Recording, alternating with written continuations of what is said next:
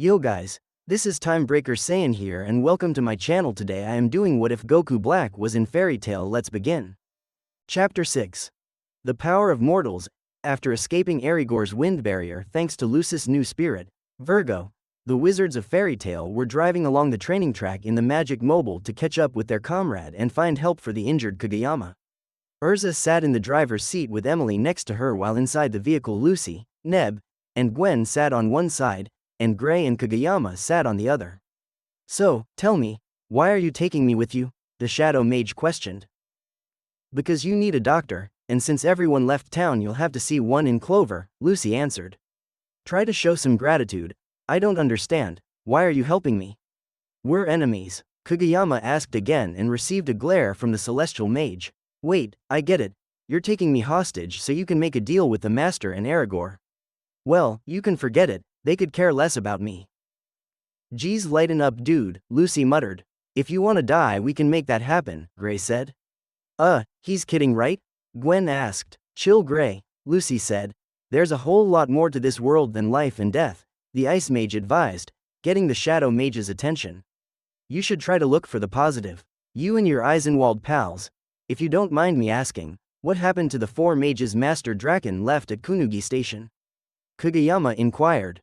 Gwen and Emily kicked their butts. Neb said, "You're kidding me. You and that other bimbo beat out the guild's top wizards?" Cage asked Gwen. We did have some help from those officers of the council," Gwen admitted. Before anyone could say more, the mobile tilted, causing everyone to jump. "What happened?" Gray asked. "It's okay, everything's fine now," Urza assured them, though it was clear she was exaggerating a bit. "My vision is getting blurry. I must have used more magic than I thought. Natsu, you have to stop those Eisenwald mages, it's all up to you now. Please don't let me down. Urza, you look exhausted. Why don't you let me take over so you can reserve your strength?" Emily suggested. The redhead agreed and placed the SC plug on the Dragon Slayer.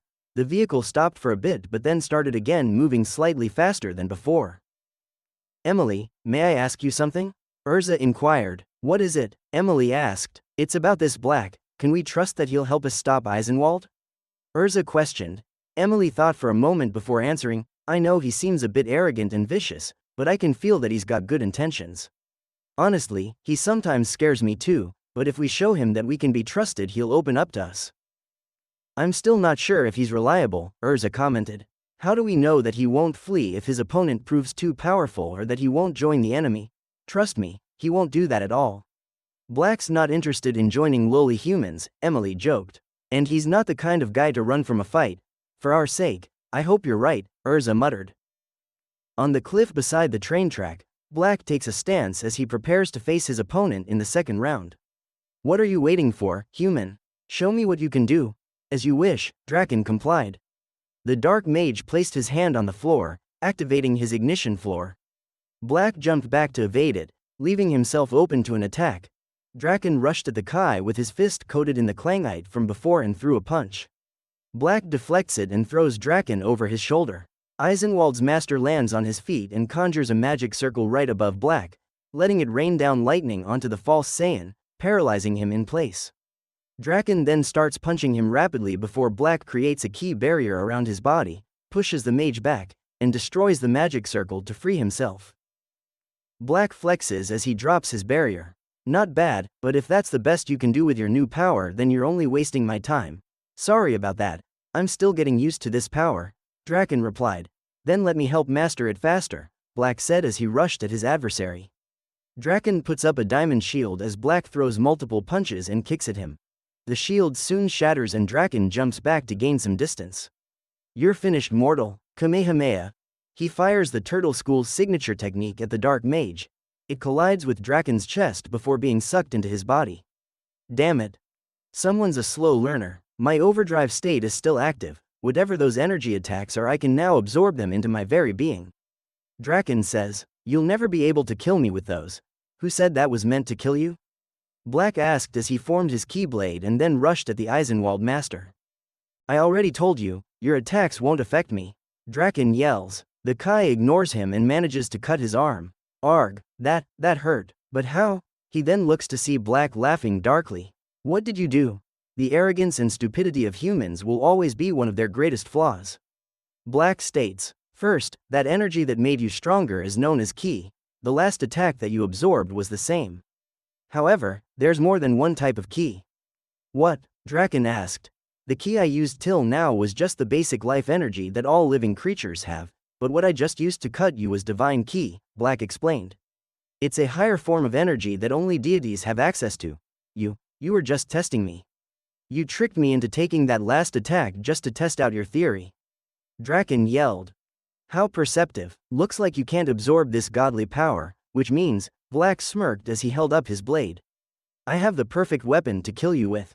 The Supreme Kai rushed at the Dark Mage again and tried to stab with his God Slicer. Though Draken was able to evade the strikes, he was still cut more than a few times before finally gaining some distance. He then placed his hands on the ground and made another magic circle. A giant hand made of earth burst out of the circle and punched the false Saiyan into the ground. So, you still have some tricks left, Kai said as he was pinned to the ground. Black placed 2 fingers on his forehead, using his instant transmission technique to appear behind Draken. Before the Master of Eisenwald could react, Black used a ki to blow the giant fist to pieces. Any more tricks you want to pull, human? Just this one, and this time, I'm pulling out the stops. Draken exclaimed as he raised his hands and a circle formed above him. Numerous minerals started flying around him before coming together and forming a giant mech with the Dark Mage right in the center of it. This is my ultimate spell. Union Armada? Really? Then this should be very entertaining, Black mused as he increased the length of his keyblade. How's this for entertainment? Draken asked as he raised his right hand, unleashing a torrent of flames at the Kai. Black easily evaded by flying up into the sky. Draken continued his assault by using his left hand to shoot a bolt of lightning. Black flew across the battlefield, dodging every single one of Draken's spells.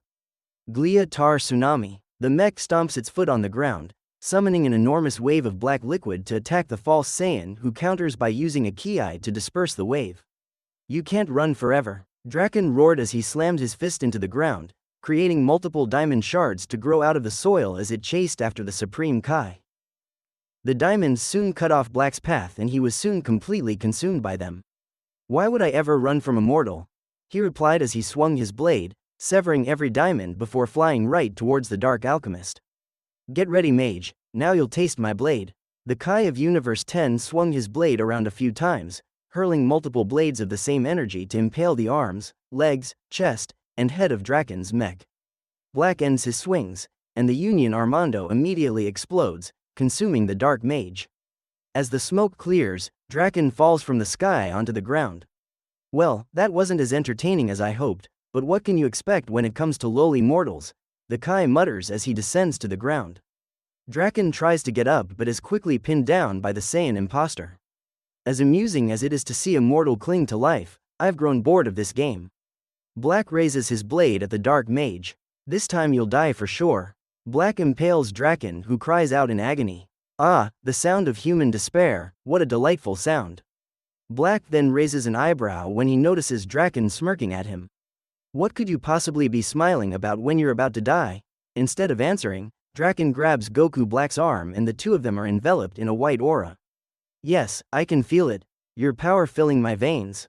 Burning inside me, the alchemist exclaimed with joy. The white aura started to flow into the mage and his body began to expand. Draken let go of the Saiyan as he grew to an enormous height. His form then changed into that of a monstrous ape with sharp fangs and red eyes of rage. What is this? Black questioned. Draken only answered by grabbing the Kai and throwing him into a rock. Black quickly got up as his opponent towered over him. I wasn't sure that would work, but it looked like luck is on my side. Draken states, what have you done, human? Tell me, Black demands. Gladly. When you stabbed me, I used every ounce of strength I had to draw in the energy source, my overdrive ADSORBED from you earlier, and pulled it into my body. Draken explained, I had to be careful not to draw in any of your divine energy or I might have killed myself. As you can see, I was quite successful. Black sneered at his enemy. You filthy mortal, you've chosen to defy the gods in a truly despicable way.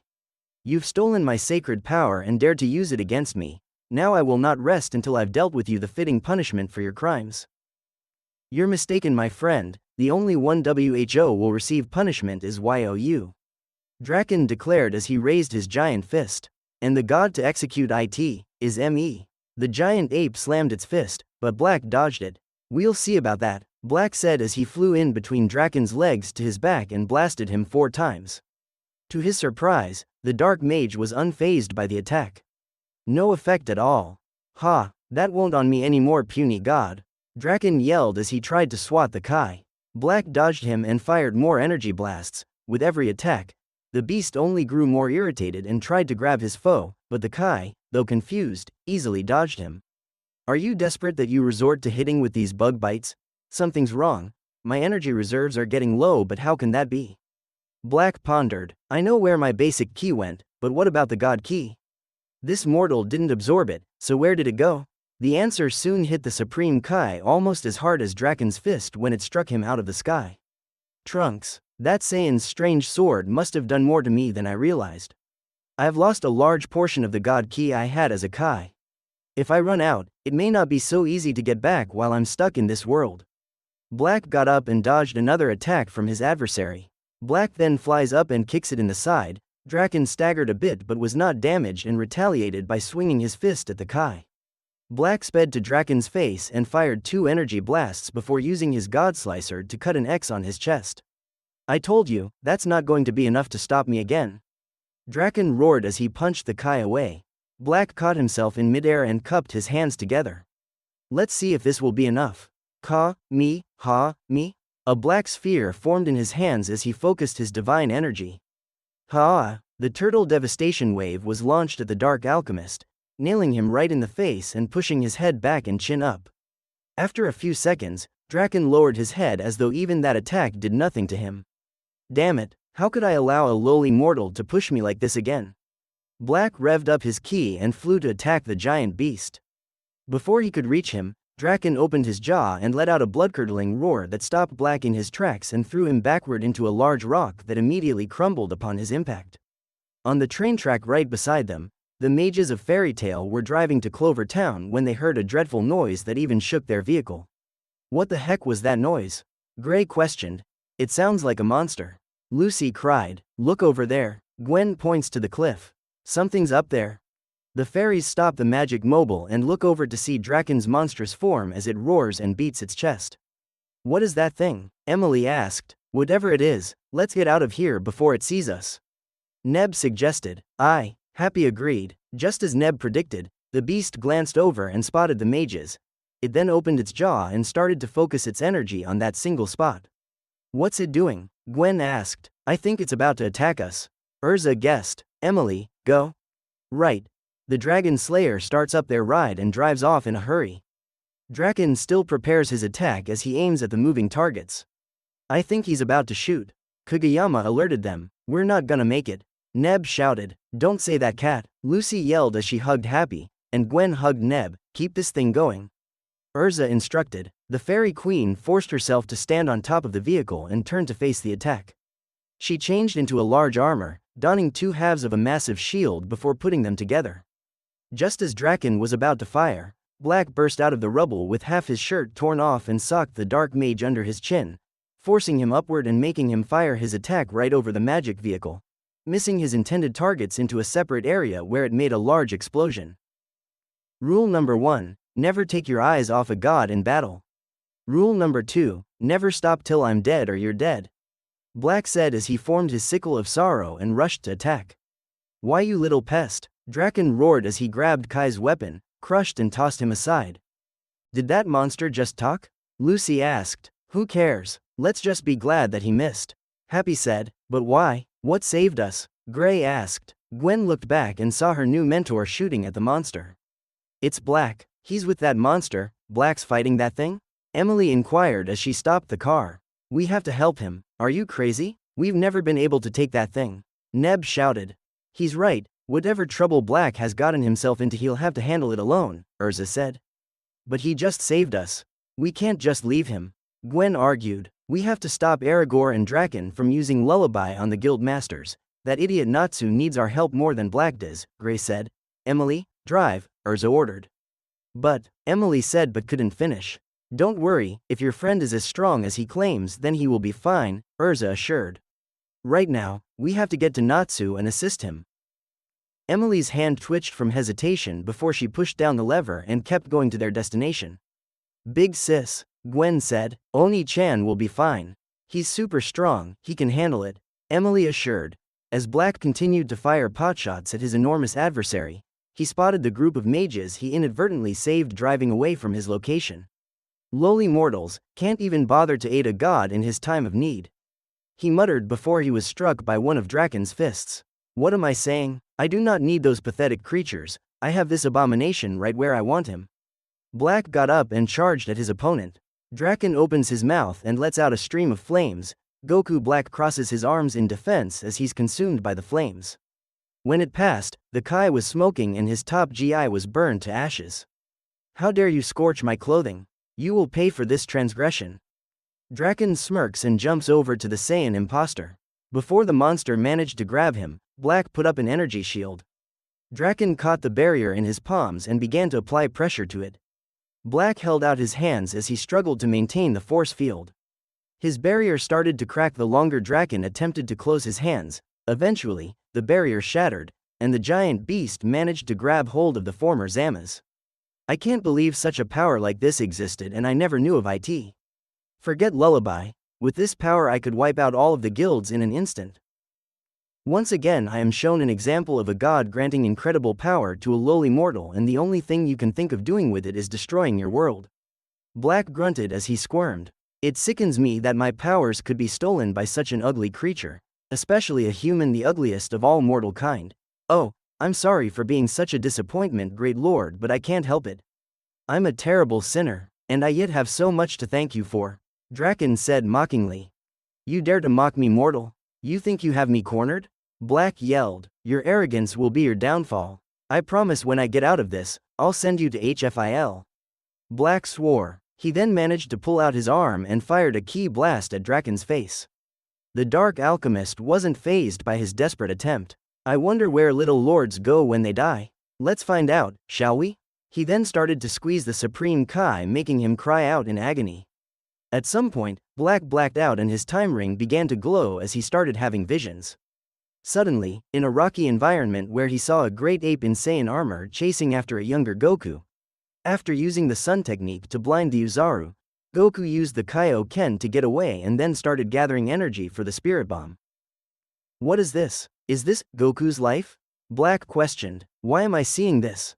He then noticed his time ring glowing before he saw another scene of Tien using the multi-form technique and Goku using the afterimage technique. I understand. The time ring is showing me visions of past events, giving me the knowledge I need to end this fight. The final scene was one of him merging with his counterpart using the Blades of Judgment. Black was then snapped back to reality where Draken had paused on his attempt to crush him. Ah, still alive, are we? Good, I was afraid you had died before I could have some fun with you. Draken said. Oh, this will be fun, mortal, count on it, Black said. And what's that supposed to mean? Draken asked. I haven't used this technique ever since I became Gawasu's apprentice. I hope I still remember the basics, Black muttered. He then smirked and yelled, Kaioken. His body started emitting a fiery red aura, the heat from his energy burning Draken's hand, making him let go of him. So, you still have some fight left in you, Draken stated. Get ready, mortal, your real judgment begins now, Black replied. He opened his palm and formed a red blade of ki. That blade trick again? Can't you come up with anything new? Draken inquired. How's this? Black asked as he impaled the giant with a blade. I already told you, those attacks won't affect me. Draken yelled. Wait for it, Black said. After a few seconds, the blade started to glow before detonating and taking Draken's arm with it. He cried out for a few seconds before his arm reformed itself. You'll pay for that trick. He then ran to attack Black, who only stood there smirking. When the beast reached out to grab him, its hand passed right through the Supreme Kai before he vanished. What? Where'd he go? Did you appreciate that new trick?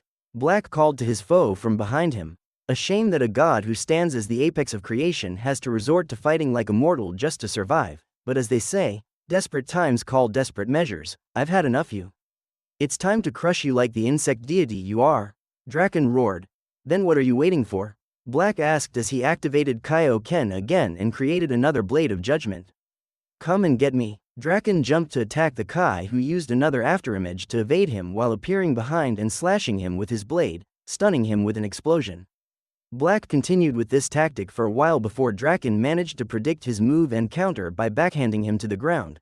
Black took a few deep breaths as Draken approached him. "Divine power running low, my lord?" Draken asked. "Not even close. Kaioken times 2, Black yelled, raising his power level. He then held out his hands and used Ki to blow Draken backward. The giant grabbed onto the ground to anchor himself before slowly walking back to his enemy. Goku Black then raised his hands, using telekinesis to raise the rubble underneath the alchemist and lift both into the air. Draken unleashed the devastating roar that blasted Black back and freed him from the telekinetic control. Draken then fires his mouth beam at the Saiyan imposter, who jumps to evade it while putting his hands to his face. Solar flare, unleashing the fist of the sun in Draken's face, making him cry out in anguish as he covered his eyes. Black then teleports behind him and raises one hand. Disc of Judgment. He forms another blade which then flattens and extends to a disc shape. He throws it, and it severs Draken's body before exploding. When the dust cleared, part of Draken's body was blasted away, but it quickly reformed itself. "That's it, I've all I can take from you," Draken shouted as he jumped and grabbed Black with both hands. A magic circle appeared in the sky right above his hands, as did one on the ground underneath. "Lightning from heaven, and fire from Hfil. Come out and unleash your wrath," Draken cried out. Eternal execution. A rain of lightning fell from the sky, as did a pillar of flames from the earth, both consuming the Kai while he was still in Draken's grasp. When it was over, Draken was unharmed as he let go of the false Saiyan, who fell to the ground completely vaporized by the attack. "This fight is over. For once, I agree with you, mortal," Black muttered while grinning. "What do you have to smile about?" Draken questioned. "You're out of power. In a few seconds, you'll be sent to the next dimension. So why the smile? I may be out of power, but a god can easily just borrow some," Black answered as he pointed up. Draken looked up and saw another Black holding his hands to the heavens and channeling energy. "Another optical illusion?" Draken assumed. "Oh, that's not an illusion, he's as real as I am," Black promised. The other Black finally stopped gathering energy and teleported to his other half.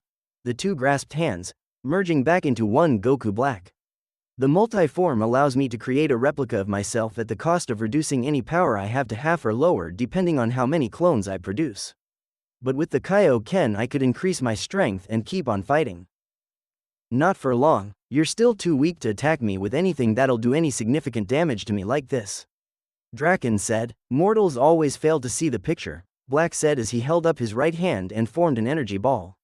"This is another technique I stopped using when my days as North Kai ended. It turns my stomach to know that it was this technique that allowed Trunks to defeat me in the other world, or that I'm desperate enough to use it to defeat a mortal in this world." "And what's that supposed to be?"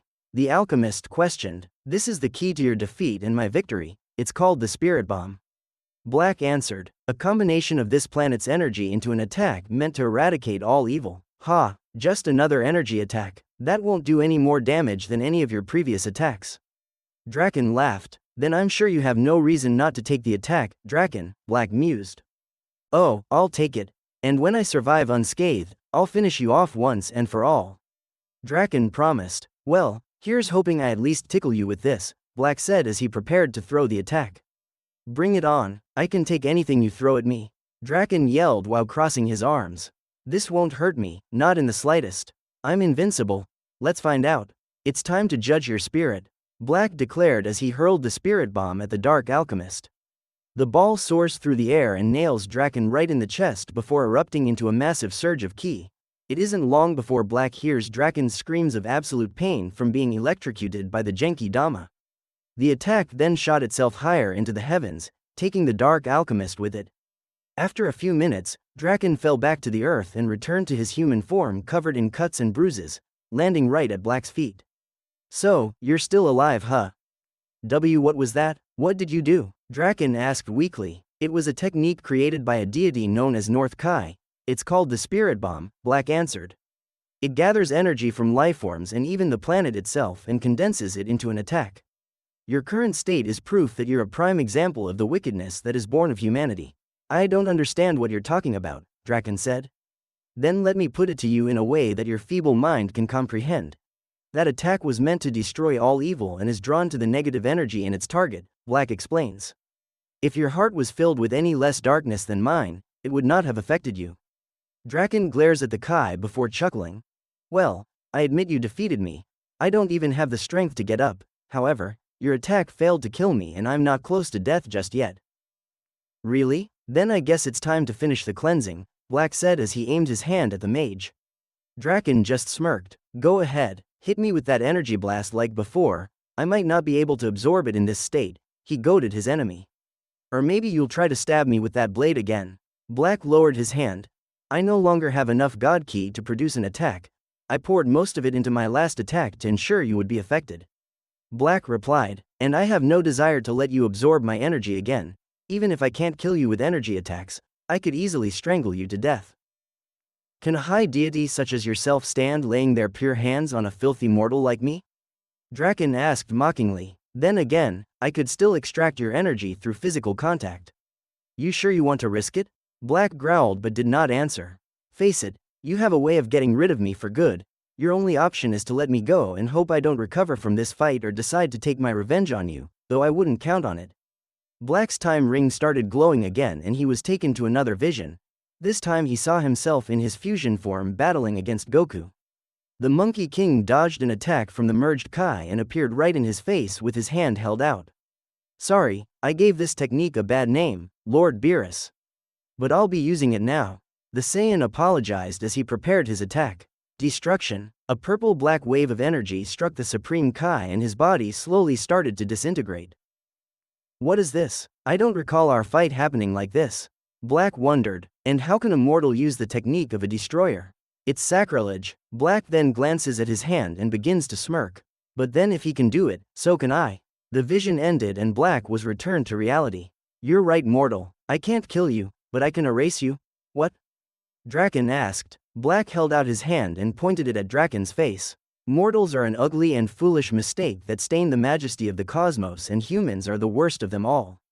Because you are the ugliest, I will sentence you to the heaviest of punishments, despair, and defeat that befits your heinous crimes. Your kind is the infestation that plagues the beauty we gods created. To ensure this world's splendor will not fall victim to your savagery, you must be terminated. A dark purple aura surrounded Black, frightening the dark alchemist. What are you doing? This world will not mourn when you are gone. Black declared. Now disappear, Hawkeye. The false Saiyan conjures a small purple-black orb and hurls it at his target. It goes right into Draken's chest, and he suddenly starts to break down into tiny particles of energy. The Eisenwald Guild Master screamed in agony as his body was completely wiped from existence. Destruction, this is what awaits all mortal kind. Black muttered as he lowered his hand and the dust of Draken scattered and faded away. Black looked up and saw that the sky had turned black. The Kai then grasped his chest in pain as his muscles started twitching. It's been a long time since I felt self-inflicted pain. I can barely feel any of my God Ki, he thought. Still, even though that mortal was despicable, he did provide me with a decent fight. I can only hope there are many more of these mages like him to exploit. Speaking of which, I should check to see how miserably those fairies have failed against their adversaries. Black placed 2 fingers on his forehead and started channeling energy. Interesting, the other mortal who escaped has a low energy signal. I believe Salamander was the one who went to fight him. Was he victorious? I sense that he and his comrades are together. Let's find out what happened. The Kai then disappeared towards the fairy's location. In another location, an army of Fury soldiers were marching towards the town of Clover. We have received reports that Eisenwald is planning to murder the guild masters at their conference in Clover. I won't let that happen on my watch. We have to stop them. The commander declared. Let's show those wizards the might of the Fury army. Yes, sir, his soldiers replied. Hovering above and watching the army were the dragon slayers of the council. I know we're in a bit of a crisis, but did they need to send the army? Reina asked. I understand your frustration, Chillwalker, but this is necessary, Julia replied. The council needs to display strength during these times. I thought we were that strength. We managed to take down 4 of Eisenwald's top wizards, Rihanna argued. Not without assistance, Julia pointed. They don't know that, Rihanna muttered before noticing her friend's guilty look. You told them? You know I've never been one to like lying. Besides, I just told them what happened. Julia said, this is why we leave the reports to me. For someone titled Novastar, you're not very bright at times, Rihanna stated. I resent that, Julia said. Anyway, let's just hurry up and get to Clover. Yeah. Don't be such a hothead, Rihanna said as she flew off, leaving her partner to sigh and follow her. In Clover, the fairy tale members had managed to get to the town and were hiding in the bushes where they could Kageyama about to play the lullaby for their guild master. The dark mage held the flute to his mouth but seemed to hesitate in playing it as he remembered the affection the guild mages showed him. There he is, Gray exclaimed. Gramps, Natsu yelled. Master, Urza shouted. So that's our new guild master? Emily whispered to her sister. Doesn't look like much. Shouldn't we help him then? Gwen questioned. Shush, we're just about to get to the good part. A bald fat man in makeup appears behind the mages, startling them. He then started fawning over the male fairies. Well, aren't you boys yummy? So adorable. Who the heck is that guy? Lucy asked as she, Emily, and Gwen hid behind Urza. Master Bob, Titania answered. You're telling me this weird is the master of the Blue Pegasus Guild? Lucy asked. Well, I can't wait all night, young man, Makarov urges the shadow mage. Kageyama gulps and brings the flute closer to his mouth, worrying the fairies even more. Can you guys keep it down over there? We're just about to get to the good part. Another man wearing a pointy hat and sunglasses told them.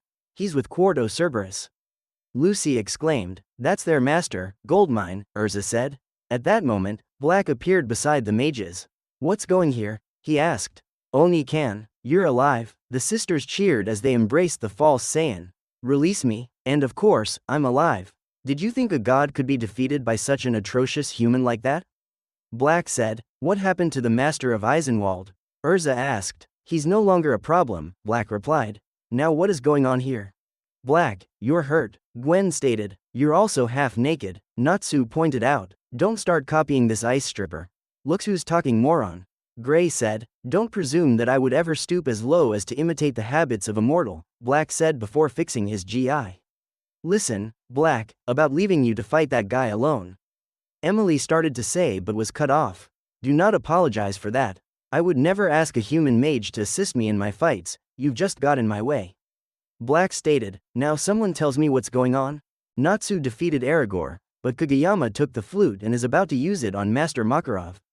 Lucy explained. Black glanced over and spotted the shadow mage standing before Fairy Tail's master. If I remember correctly, he's the sealing mage who attacked Salamander on the train. So, he plans to execute the old fairy and the rest of these guild wizards. Typical mortal behavior. Their only goal is destruction and revenge. He thought before he sensed a presence behind him. What the? My, aren't you a scrumptious young man? Who might you be, handsome? Master Bob asked the Kai. I never thought I would encounter such a repulsive creature, Black muttered. Makarov continues to stare impatiently at the hesitating shadow mage. Well, I can do this. I just have to play one song and that will change everything, Kageyama urges himself. After another moment of silence, Makarov suddenly comments, nothing's going to change, surprising the dark mage.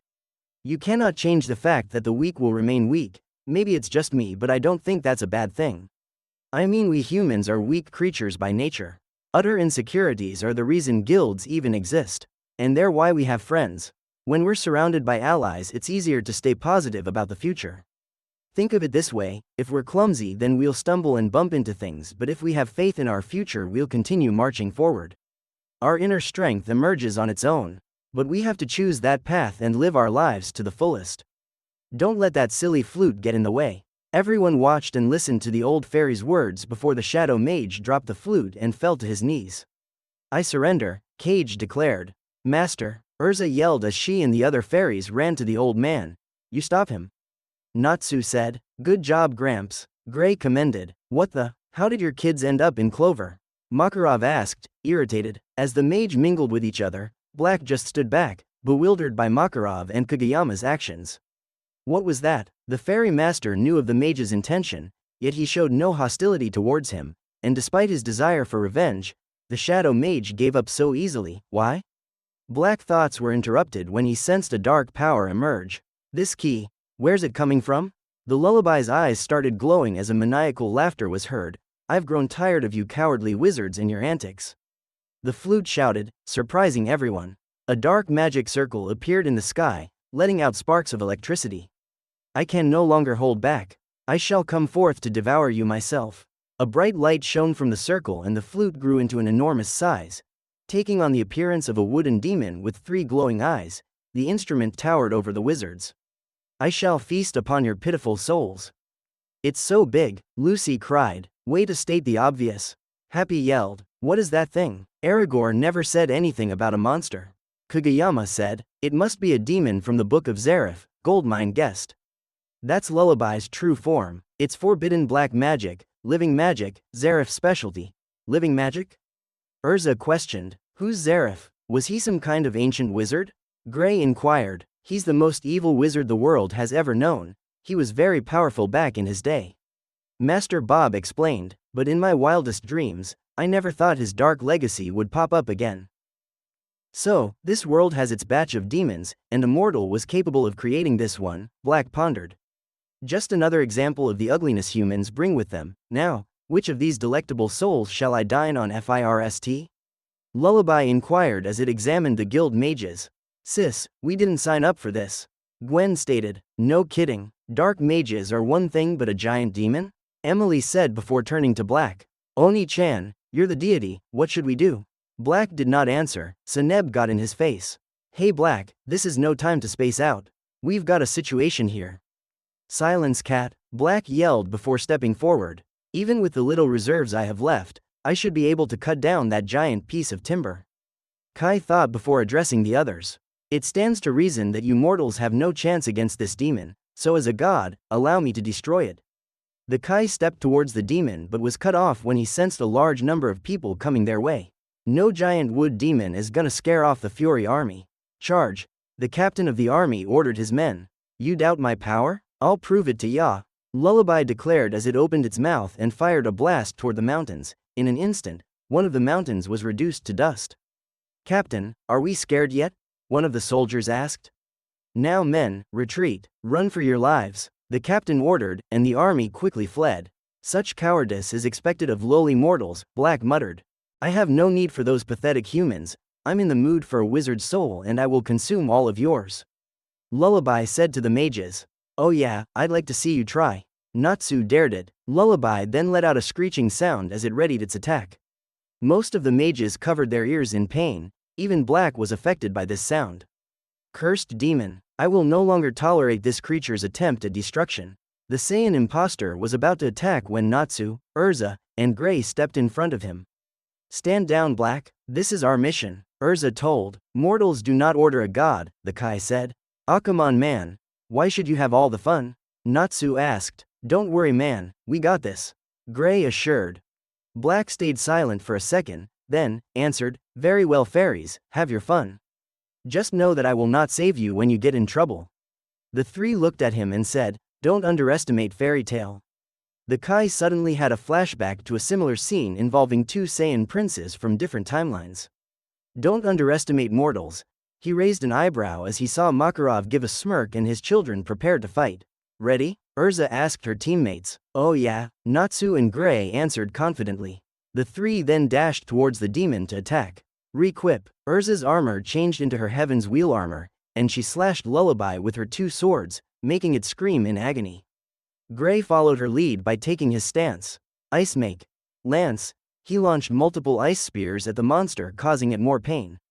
Now it's my turn, Natsu said as he bashed his fists together. The Dragon Slayer jumped up with his fist engulfed with fire. Fire Dragon Iron Fist. He socked the demon right in the face with his attack. The guild masters were amazed by the abilities of the 3 mages. He just punched the demon with fire. I didn't know ice magic could do that. That girl can requip her armor, you are making me angry. Lullaby roared as it swiped its hand to attack its adversaries. Despite this, the 3 continued their assault against the wood demon. I'm not done yet, Natsu said as they got another attack ready. Fire Dragon Wing Attack. He hurled waves of fire at Lullaby, causing more pain. Those 3 seem to be doing quite well, Black thought. Amazing, Gwen said. Those guys are awesome, Emily yelled. Incredible, their combination attacks are so powerful. Kageyama commented, and they're in total sync. Lucy added. Happy said, they're so cool. Neb said, now enraged. The magic circle above Lullaby disappeared as it started to take a deep breath and increase its power. This doesn't look good, Lucy said. Here comes it's a song. Happy exclaimed. As the demon inhaled for a bit, the trees in the area began to wither away at a fast rate. Look, the plants are dying. Lucy yelled. Lullaby is sucking the life out of them. Happy stated. Just one note and your souls will be mine. Lullaby declared. It then released the air it absorbed to let out its horrifying sound, but something seemed off about the melody. I don't understand. Why can't I play my melody of death? It must be the cause of all those attacks. Kageyama guessed. They punched up so many holes in that thing it messed up its sound, Lucy explained. All that build-up for this? Talk about going out with a whimper. Yeah, flutes are pretty lame anyway, Happy added. You dare mock me? Lullaby shouted. It started thrashing around before aiming an attack at the mages. Ice make, Gray chanted as he stood in front of the spectators. Lullaby fired its magic blast and created overwhelming flames around the area, but the ice mage formed a wall to protect everyone. Shield. Oh wow, that boy's maker magic is spectacular. What's maker magic? Lucy asked. It's the user can give magical energy a tangible form, Happy explained. However, there's another type of magic that can destroy it. I will kill you all. Lullaby swore before it noticed the fire it created being sucked away into the fire dragon slayer's direction. Oh yeah? Natsu gulped down the flames and smirked. Now I got a fire in my belly. Black, who had started watching the battle from the sky after Lullaby's attack, was intrigued by Natsu's technique. So, the salamander can also ingest fire to increase his power. You're not human, you're a monster, Lullaby yelled as it tried to punch the dragon slayer. Like you can talk, Natsu shot back as he dodged the strike and ran up the demon's arm. Stop climbing me. Requip. Urza changed into another armor, one with black wings, shoulder guards, boots, and gloves, and was more revealing than the previous one as she flew towards the wood demon. Ice make saucer. Gray yelled as he created a razor disc and hurled it at Lullaby, cutting its abdomen. Urza followed by using her sword to slash the demon's face. I got this. Natsu bashed his fists together as he set them on fire. That flames of my right hand, and the flames of my left, put the two together, the son of Igniel joined his flaming hands and formed a massive ball of fire. And this is what you get. Natsu then raised his hands over his head and condensed his flames into a large fireball. Fire Dragon Brilliant Flame, he threw the fire attack right into the wood demon's face. Lullaby screamed in agony as the flames consumed it and caused an explosion that shot into the heavens. Everyone was in awe as the monster was gone and white sparks fell everywhere. Well done, Makarov commended his children. You're amazing, said Master Bob. You kids made defeating Zaref's demon look easy, Goldmine remarked. I can't believe how strong they are. An astonished Kageyama stated, are all of the fairy tale wizards as powerful as these three? There's no doubt about it, this is the strongest team. Lucy cheered. Aye, said Happy. We're an awesome guild, aren't we? Makarov said with a smug look. Great work out there you guys. Lucy praised them. Thanks, but it wasn't a big deal, Natsu said. Yeah, piece of cake, Gray added. They may be a bunch of fools, but they're stronger than I am, Kageyama admitted. Black, Neb, and the Pendleton sisters watched the fairies laugh at their accomplishment. Wow, that was incredible, Gwen said. Hey Black, how long before we can do something like that? Emily asked but got no answer. She looked and saw Kai wearing a more serious look on his face. Black, is something wrong? Huh? Black said his thoughts interrupted. Are you alright? Gwen asked. I'm fine. Why don't you girls go join your guildmates? I have some things to think about, Black suggested. The sisters nodded and ran towards the other fairies while Neb flew after them. What did I just witness? First, the old mage was able to talk that shadow mage out of seeking revenge, and then just 3 mortals were able to easily beat such a powerful demon. I always believed that mortals were weak, pitiful and wicked creatures, but I saw more than that from this fairy tale. The Kai put his hand under his chin. Perhaps I don't know mortals as well as I thought I did. I might have been too quick to judge this world as I did mine. Not that it matters, once I am at full strength, I will proceed with Project Zero Mortals, but while I wait, it might be best to observe this fairy tale and these other guilds just to learn more about what humans are. As a god, I must prevent the ugliness of mortals from corrupting the beauty of the gods, and if these fairies prove to be no different from the despicable mortals from my world, I will erase them all. I can't exactly say I know what just happened, but I'd say we owe a big thanks to the Fairy Tale Guild, Goldmine said. We do? Even so I must say, everyone then turned their attention to the guild master's conference hall, or where it used to be, whereas now there was just as deep a hole in its place. They went overboard. The conference hall's been destroyed, Lucy said. Aye, there's also a couple of mountaintops missing, Happy pointed out. Makarov was so shocked that he passed out, releasing his spirit from his body. We made a mess of the place, huh? Natsu laughed. Please, forgive us, master? Urza pleaded as she chased his soul. Ridiculous. These mortals might just wear out my patience before my powers return, Black muttered. I'm starting to think maybe Mom wasn't being too overbearing when she didn't let us join this guild till now, Gwen commented.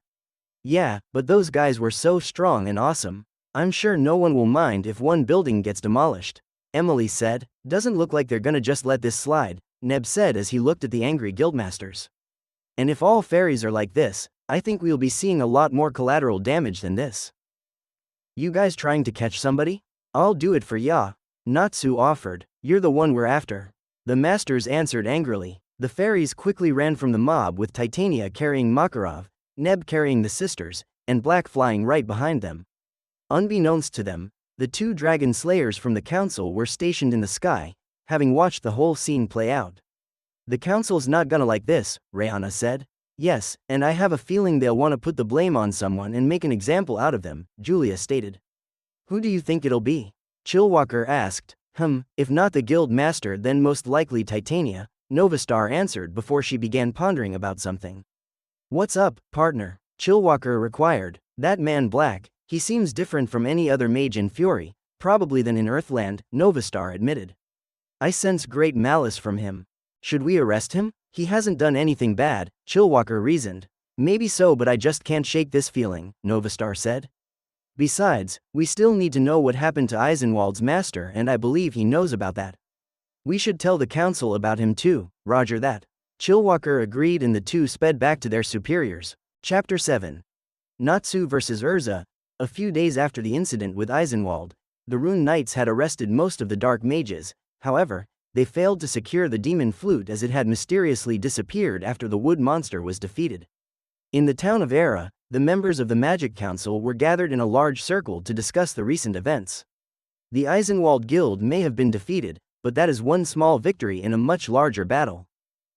The number of dark guilds is growing at quite an alarming rate. Councilman Michello pointed out, we have to come up with a plan to eliminate them all, but how would we do that? However, it's done. We cannot allow Zaref's magic to fall into the wrong hands, Org stated. How was Eisenwald able to acquire a tool of forbidden magic? Yajima inquired. I hate to say, but the blame may extend to the highest level, Michello suggested. And now that tool has suddenly disappeared. Did the ones who took down Eisenwald destroy it along with the conference hall? Whatever the case, although they may be a thorn in our side, it seems that Fairy Tail has proven to be quite useful, Seagrain commented. They took down an entire guild with just a handful of wizards, that's quite a feat, Altair said. The other council members began speaking with distaste towards the fairies. You may not want to accept it, but that's the reality of the situation, Seagrain stated. In the end, the attack on the guild masters was prevented.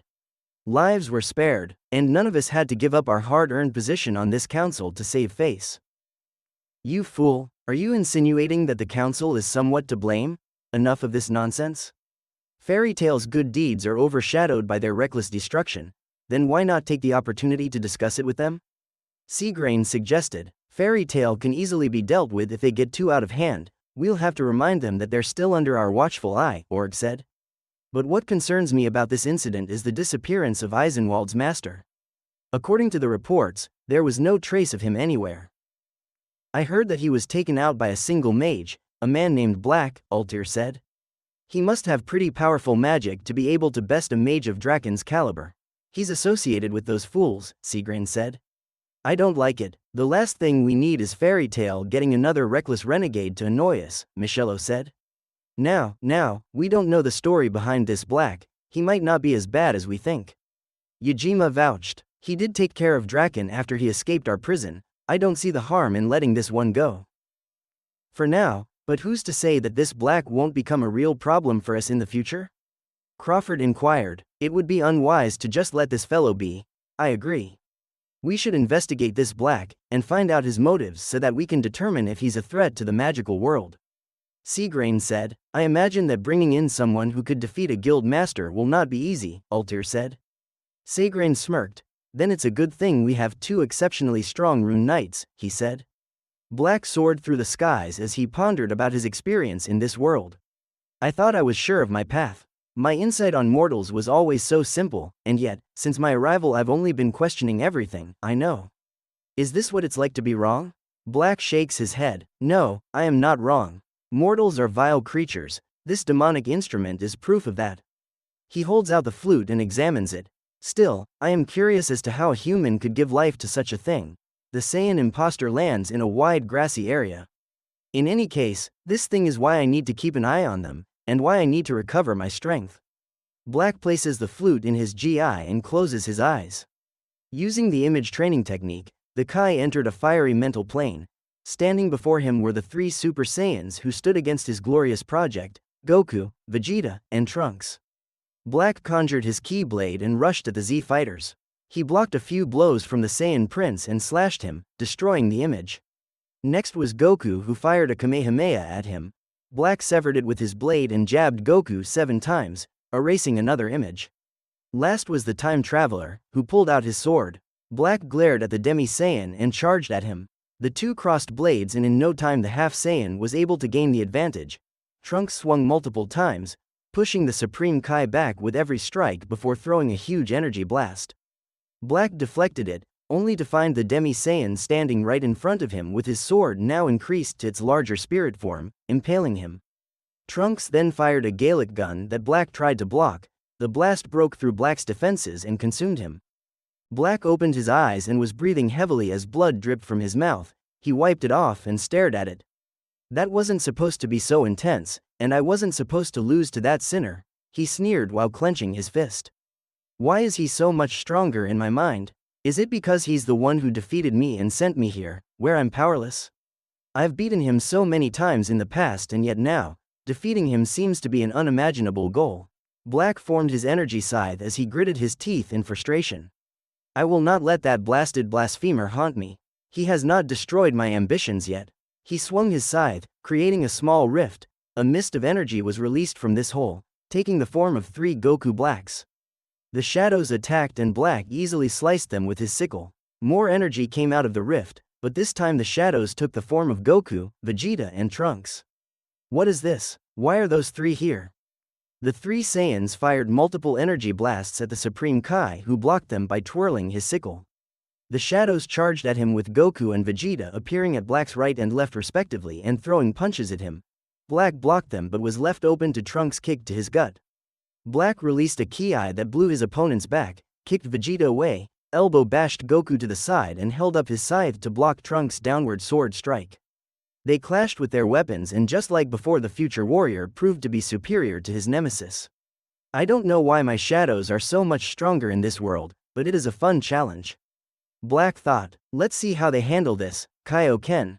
Black unleashes the Fist of Worlds technique, and in one swift move, he dashes at the shadows, severing them with his scythe. I will enjoy doing that to the real ones when I see them. His rift suddenly started acting violently, releasing more energy. This time it created Shadow Trunks in his Super Saiyan rage state, wielding his spirit sword. How? Black questioned as the Demi Saiyan rushed to impale him. Black dodged the strike and tried to counter with his sickle, but Trunks disappeared and reappeared above him, bringing his sword down. Black blocked it with his weapon, but the Saiyan hybrid's strength began to overwhelm him, and his scythe had cracked him in half. Before Trunks could slash him, Black phased behind him and fired multiple ki blasts. Trunks swung his giant blade, destroying every blast just as Black appeared behind him with a punch ready. Trunks ducked the blow and struck Black in the gut with his sword, knocking him into the ground. Black recovers and activates the Kaioken again before flying away. The Half Saiyan chases after the False Saiyan while swinging his sword, sending crescent-shaped energy attacks at Black. After dodging a few, Black turns to face his opponent with his hands cupped together. Ka, me, ha, me, ha. He fired his black destructive wave as Trunks pointed his sword at him and fired his energy beam through it. The two attacks clashed, and after a small struggle Trunks' attack pushed through Black's and struck him. The Kai fell to the ground beside a large building. Shadow Trunks landed in front of Black and raised his sword to deliver the final blow. Before it could, it turned back into the mist that formed it and vanished. Black stood up as he grasped his chest. I must be out of the range of the rift, he thought. Something is wrong with me. I can't even control my own shadows. Hey Oni-chan. The Supreme Kai looked up and saw Neb carrying the Pendleton sisters over to him. What's up, Teach? Ready for our next lesson? I hope one of your lessons includes how to fly, the Exceed said. Carrying these two for a while tires me out. I'm surprised you girls came to me for more training, Black said. You said you were gonna make us super strong, buddy. If we're gonna stick around Fairy Tail, we gotta start training soon. Emily said. Are you alright, Black? Gwen asked. You seem a little stressed. I'm fine. If you're here for training, then let's get started. Black said. So what's first? You're gonna throw us in another dangerous situation and watch again? Emily asked. Tempting, but no. This time I intend to prepare you for an actual fight, Black said. We'll start by getting the two of you to activate your magic at will. How do we do that? Gwen inquired. Recall what happened with that dark guild. Remember the emotions you felt in that dire situation. Let them guide your powers and bring them out. Black instructed. The sisters looked at each other before looking back at their instructor and closed their eyes. Remembering their fight with Eisenwald, their magic auras start emitting from their bodies. That's it. Channel your energies, feel it flow through your bodies. The Pendleton sisters kept going and their auras increased. I can feel it, my magic is surging, Emily said. It feels so unnatural, like this power is foreign to me, Gwen commented. Black, what do we do now? Fire and attack. To get used to your abilities, you must use them so that you can adjust to your magic. Black told. If we're firing attacks, don't we need something to shoot at? Emily asked. Indeed, that's why you'll be firing at me, Black informed them. What, are you sure that's a good idea? Gwen asked. If you're concerned about harming me, then don't worry, Black said. While I'm still recovering from my last battle, I can easily handle the strongest attacks of a few amateurs. Amateurs? Oh, you'd better be able to take this big boy, 'cause I don't plan on holding back after that comment. Emily said. Black held up one hand and gestured at them to come on. Well, I'm waiting. Here it comes, Emily said before taking a deep breath. Galaxy Dragon Roar, she exclaimed as she unleashed her breath attack. The blue beam flew right towards the Supreme Kai, who just held up his hand in defense. The magic blast hit Black's hand, creating a small explosion that didn't faze Black at all. Okay, how about this? Galaxy Dragon Wing Attack. Emily crosses and swings her arms, hurling waves of magic at her instructor, who once again easily withstood it. Black glanced over to the younger Pendleton and said, Your turn. Gwen took a deep breath and activated her takeover magic, Angel Soul. Elvira, changing into her dark angel form, she pulls out her magic bow and arrow of black magic and takes aim. Arrow of Impurity. The arrow soars and strikes Black right in the chest, shattering in tiny dark particles. Was that supposed to hurt? Black asked. No, but this is, Gwen said as she changed her weapon into a bow staff and rushed at the Kai. She swung multiple times and Black blocked all of her strikes with one arm. Her strikes are much more ferocious than last time, as is she. Is this form changing her mentality? Black thought. He then grabbed her weapon and held it. You'll have to do better than that. I haven't even warmed up yet. Elvira smirked as she spotted her sister right above the false Saiyan with her fist imbued with magic. Galaxy Dragon Supernova Fist. Emily roared as she swung down on Black. To both girls' surprise, Black just used Elvira's staff to block the blow. Like I said, mere amateurs. Black repeated. The sister then backed away and Gwen changed into a different form. Angel Soul. Helios. She then made another bow and prepared to fire an arrow of light. As she took her time to charge the attack, Emily rushed at their teacher again. She threw a punch at him but he easily blocked it. Emily smirked before shouting, Galaxy Dragon Thunder. Black's whole body was engulfed in electricity, but he still showed no sign of harm. While I'm not surprised, I have to say that I am disappointed, Black commented. I had hoped at least one of you would be able to put a scratch on me. Don't worry, this should leave a mark. Sis, move, Gwen yelled as she aimed at Black. Emily jumped to the side as Helios took her shot. Arrow of Purity. The light projectile headed straight for Black, who held his right hand to defend, but at the last second, Helios moved her fingers, directing the arrow to move to Black's right where it zipped past his shoulder. The deity glanced at his eye, which was cut from the arrow going past it. He then looked back at the girls who fell to their knees in exhaustion. Look at that, we got a scratch, Helios said before changing back to Gwen. Amateurs? Oh, you'd better be able to take this big boy, 'cause I don't plan on holding back after that comment. Emily said. Black held up one hand and gestured at them to come on. Well, I'm waiting. Here it comes, Emily said before taking a deep breath. Galaxy Dragon Roar, she exclaimed as she unleashed her breath attack. The blue beam flew right towards the Supreme Kai, who just held up his hand in defense. The magic blast hit Black's hand, creating a small explosion that didn't faze Black at all. Okay, how about this?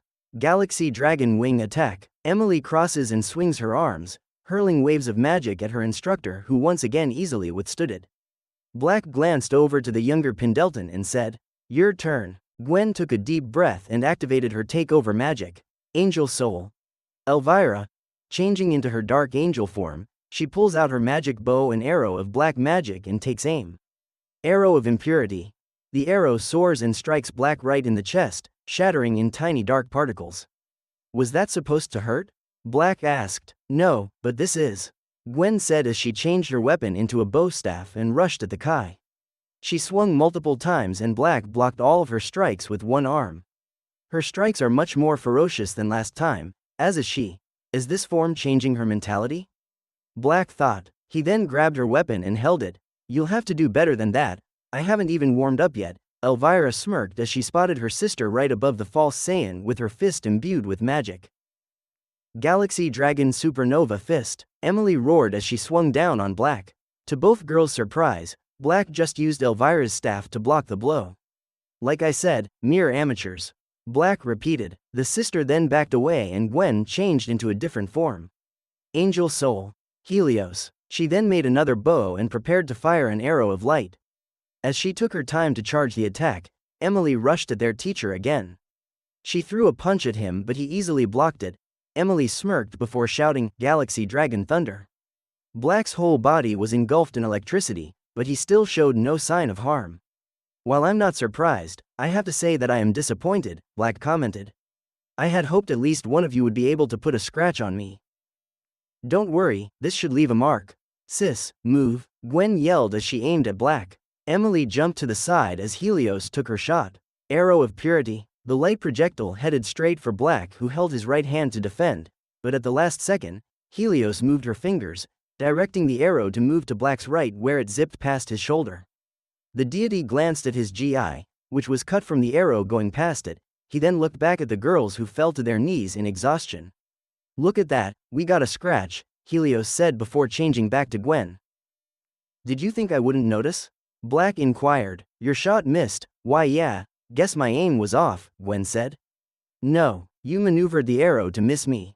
Black corrected. I believe my instructions were for you to hit me, but I could have seriously hurt you, Gwen said shyly. I told you not to worry about that. You can't expect to get anywhere if you're afraid, Black said. Gwen looked down sadly but was comforted when Emily put her hand on her shoulder. Hey, at least we got a scratch on you. Guess we're not amateurs anymore, huh, Oni-chan? No, not amateurs, more like rookie maidens, Black said. That's the same thing, Emily argued. Black just smirked as he offered his hand to his pupils. Wow, using our magic takes it out of you. The more you use your magic, the more natural it'll get over time until it's second nature, Black said. But in the meantime, you will rest yourselves and regain stamina. Then we'll go again. Hey guys. Happy called. The three looked up to see the blue exceed flying over to them. Hey Happy, Neb called as he flew up to greet his friend. The two cats high-fived before flying down and landing in the girls' arms, Neb in Emily's and Happy in Gwen's. What do you want, Feline? We're busy here, Black said. I came to tell you guys that Natsu and Urza are about to have their fight. Happy said. All of the members of Fairy Tail had gathered in a circle around Natsu Dragneel and Urza Scarlet as the two prepared to square off. The crowd cheered with anticipation for their guildmates. No way, they're going through with it, Lucy exclaimed. Oh, hey Lucy. Mira greeted. If those two value their manhood then they'd better go through with it. Elfman said. Urza's not a man, Mira told her brother. But you gotta admit, she is manly, Macau stated. Aren't you worried this fight will tear our strongest team apart? Lucy inquired. Strongest team? What are you talking about? Gray asked. You, Natsu, and Urza. You're Fairy Tail's strongest wizards. Lucy told him. Us? The strongest? Yeah right, what idiot fed you that lie? The ice user asked. making the white-haired bartender start to cry from being insulted. "Oh, you're not an idiot, Mira. Smooth move, Gray," Lucy said. "I'll hand to Natsu and Greta, they're tough little dudes, but neither of them are even close to being Fairy Tail's strongest. There are guys in our guild stronger than both of them combined." Elfman pointed out, "But calling Urza the strongest woman is a pretty safe bet," Levi said. "As for the strongest guy, I'd put my money on Laxus or Mistogen." Jet said, "All I meant was that the three of them work well together and they have the best chemistry in Fairy Tail," Mira explained. "This from the girl who wanted me to stop Natsu and Gray from killing each other when Urza wasn't around?" Lucy commented, "Gotta say, I'm pretty psyched to see how this fight goes," Elfman admitted. "Oh, well, I think Urza's gonna mop the floor with him," Gray said. Just then, Emily, Gwen, Happy and Neb joined the crowd. "Great, looks like we didn't miss it," Emily said. "Hey, glad you could make it." Mira greeted the sisters. "No way we're missing this," Emily said. "Is Natsu gonna fight Urza?" Gwen asked. "Does he stand a chance at all?" "Guess we're about to find out," Lucy said. "Hey, where's Black? I thought he'd be here to see this." The Pendleton sisters pointed to one of the nearby buildings where Black was standing and gazing down at Natsu and Urza. "What's he doing up there?" Gray asked. "He said he wanted to get a better view of this spectacle," Gwen said. "He also said we'd better pay attention to this battle. It'll be our first learning experience from watching pros in combat," Emily explained. "Let's see what Titania can do when her heart's in it." Black thought. "It's been quite a while since we've squared off like this, hasn't it, Natsu?" Urza said, "I was just a little kid back then. Today's gonna be different, 'cause I'm taking you down." Natsu promised. "Well, I'm not gonna go easy on you. I have the perfect armor for this occasion," Urza said. She activates her requip, and in a flash of light she appears in a fiery red-like armor while wielding a red sword. "That's Flame Empress armor. Good choice against fire magic," Mikao stated. "So Natsu's attack will only be half as effective," Lackey said. "Come on, Urza, give the kid a chance," Wakaba said. Happy pondered for a moment before approaching Kana, who was taking bets and handing her money. "Put me down for Urza in the first round. You're betting against your best friend?" Lucy asked. "Why are you guys picking sides? I don't want either of them to lose." "Get into the spirit, Lucy," Gray said. "Wow, Flame Empress armor, huh? Good news for me. That means I can turn up the heat as much as I want," Natsu said as he ignited his fists. "Round 1 starts now," Makarov announced. Natsu took the lead by immediately charging at Urza and swung his fiery fist. Urza dodged and retaliated by slashing her sword enveloped in fire. Natsu ducked and used a fire kick that she blocked. Urza swings again. Natsu dodges, but Titania continues to rush towards him. The Dragon Slayer counters with his breath attack, which Urza avoids. However, Natsu bends it to go after his opponent. Urza jumps to dodge it and the fire nearly burns the specters. "Whoa," Lucy said, amazed. "They're both incredible," Emily said. "See? It's a good fight," Elfman said. "This fight sucks," Gray comments. "Salamander is a melee fighter, he prefers close-quarters combat. While Titania is more strategic, her attacks are precise." Black thought. Natsu and Urza charged at each other to attack when a loud gong noise filled the area. Natsu and Urza's attack were seconds away from clashing when everyone's attention was brought to the giant frog in wizard clothing being followed by the ice and magma dragon slayers. "This fight is over. May I have your attention, please? We've come on behalf of the Magic Council," the frog announced. "No way. Levi, seriously?" Jet said. "Why would the council send her?" Droy inquired. "Am I the only one who noticed she's a frog?" Lucy pointed. "Seems this world has amphibian-like creatures similar to the ones from planet Manu," Black thought. "As a result of the Eisenwald Guild incident, a member of your guild has been charged with 11 counts of criminal property damage," the frog declared. "Urza Scarlet, you are under arrest." "Huh? You're putting her under a what?" Natsu questioned. "What is this Magic Council?" Black pondered. "Also, we're here to apprehend a rogue mage. Our intel says that he was the last person to see Guild Master Draken Joe, who is still missing," the frog announced. "Where is the one known as Black? The council wants Black," Emily asked. The Supreme Kai raised an eyebrow before slowly descending to ground level to make himself known. "Speak and I shall appear. Are you the one called Black?"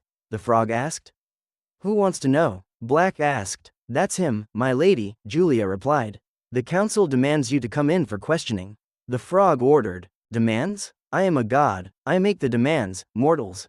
I especially don't take them from amphibians. Black replied. Then how about from Rune Knights? Julia asked as she and Rihanna stepped forward. We are prepared to use force if necessary. It would be in your best interest for you to come quietly. And what if I'm not interested? Black asked. Listen, Spiky, you don't know what you're getting into, Reina warned. That little trick you used on us won't work twice. Black laughed, as if I would need that to handle both of you right now. Both of the Rune Knights clenched their fists in frustration at his words. Whoa, is Black challenging the council? Levi asked. Looks like it, Gray said. A real man answers to no one. Elfman exclaimed. Are we about to have another fight here? Lucy asked. This doesn't look good, Makarov said. This is the last time we'll say this. Stand down and come quietly. Julia ordered. Black didn't with words but instead took a fighting stance. Very well then, Julia said as she and Rihanna took their stances. Black smirked before rushing at the Rune Knights, disappearing and reappearing at their elbow, bashing them. The Dragon Slayers fell forward but quickly recovered and jumped back and regrouped. Lucky shot. Care to prove it? Black asked as he gestured for them to come at him. You want it? You've got it, Rihanna exclaimed. The Magma and Ice Dragon Slayers took their stances again and prepared to attack. After a moment, with a mighty yell they immediately charged at the Saiyan imposter. Rihanna formed an ice claw on her right hand while Julia coated hers in magma. They threw multiple punches that Black deflected with ease. The Rune Knights then sped around to strike his back, but he backflipped and kicked them both in the face. Black then flew into the heavens and the Dragon Slayer flew after him and cupped their hands together. Polar, Solar, Kamehameha, appearing at Black's left and right side respectively. Rihanna and Julia fire their destructive shockwaves at him. Black stretches out his hands and conjures 2 energy balls to counter their attacks. The Rune Knights' attacks were overpowered and they were hit with Black's energy attacks. Though their bodies were smoking, they recovered from the blasts and glare at the false Saiyan who just smirks from having his fun. Look at him smiling, like this is nothing more than a game. Julia said angrily. Guess this isn't gonna be easy, huh? Rihanna said. Think he'll back down if we threaten to harm the others? We're knights, we cannot attack the innocent. Julia argued. Besides, I have a feeling he only cares about himself. Then we'll just have to get serious, Rihanna suggested. Polar Drive, agreed. Solar Drive, Julia replied. The Rune Knights increased their magic and readied to attack again. Now, it's getting interesting. Black thought. The Magma and Ice Dragon Slayers glanced at each other and nodded. Julia coated both her hands in magma before bringing them to her face and shouting, Solar Flare. Unleashing a bright flash of light into Black's face. My eyes. The bystanders cried in pain. Sorry about that, Rihanna said, while pointing her claw at Black and firing a few ice shards at him. Black blocks them while Julia appears behind him and attempts to strike him. Black senses her and blocks her punch with his hand though he gets burned a bit. Julia is taken back from Black's counter but tries to punch again while the Kai is still blind, but he dodges her with ease. How is he doing this?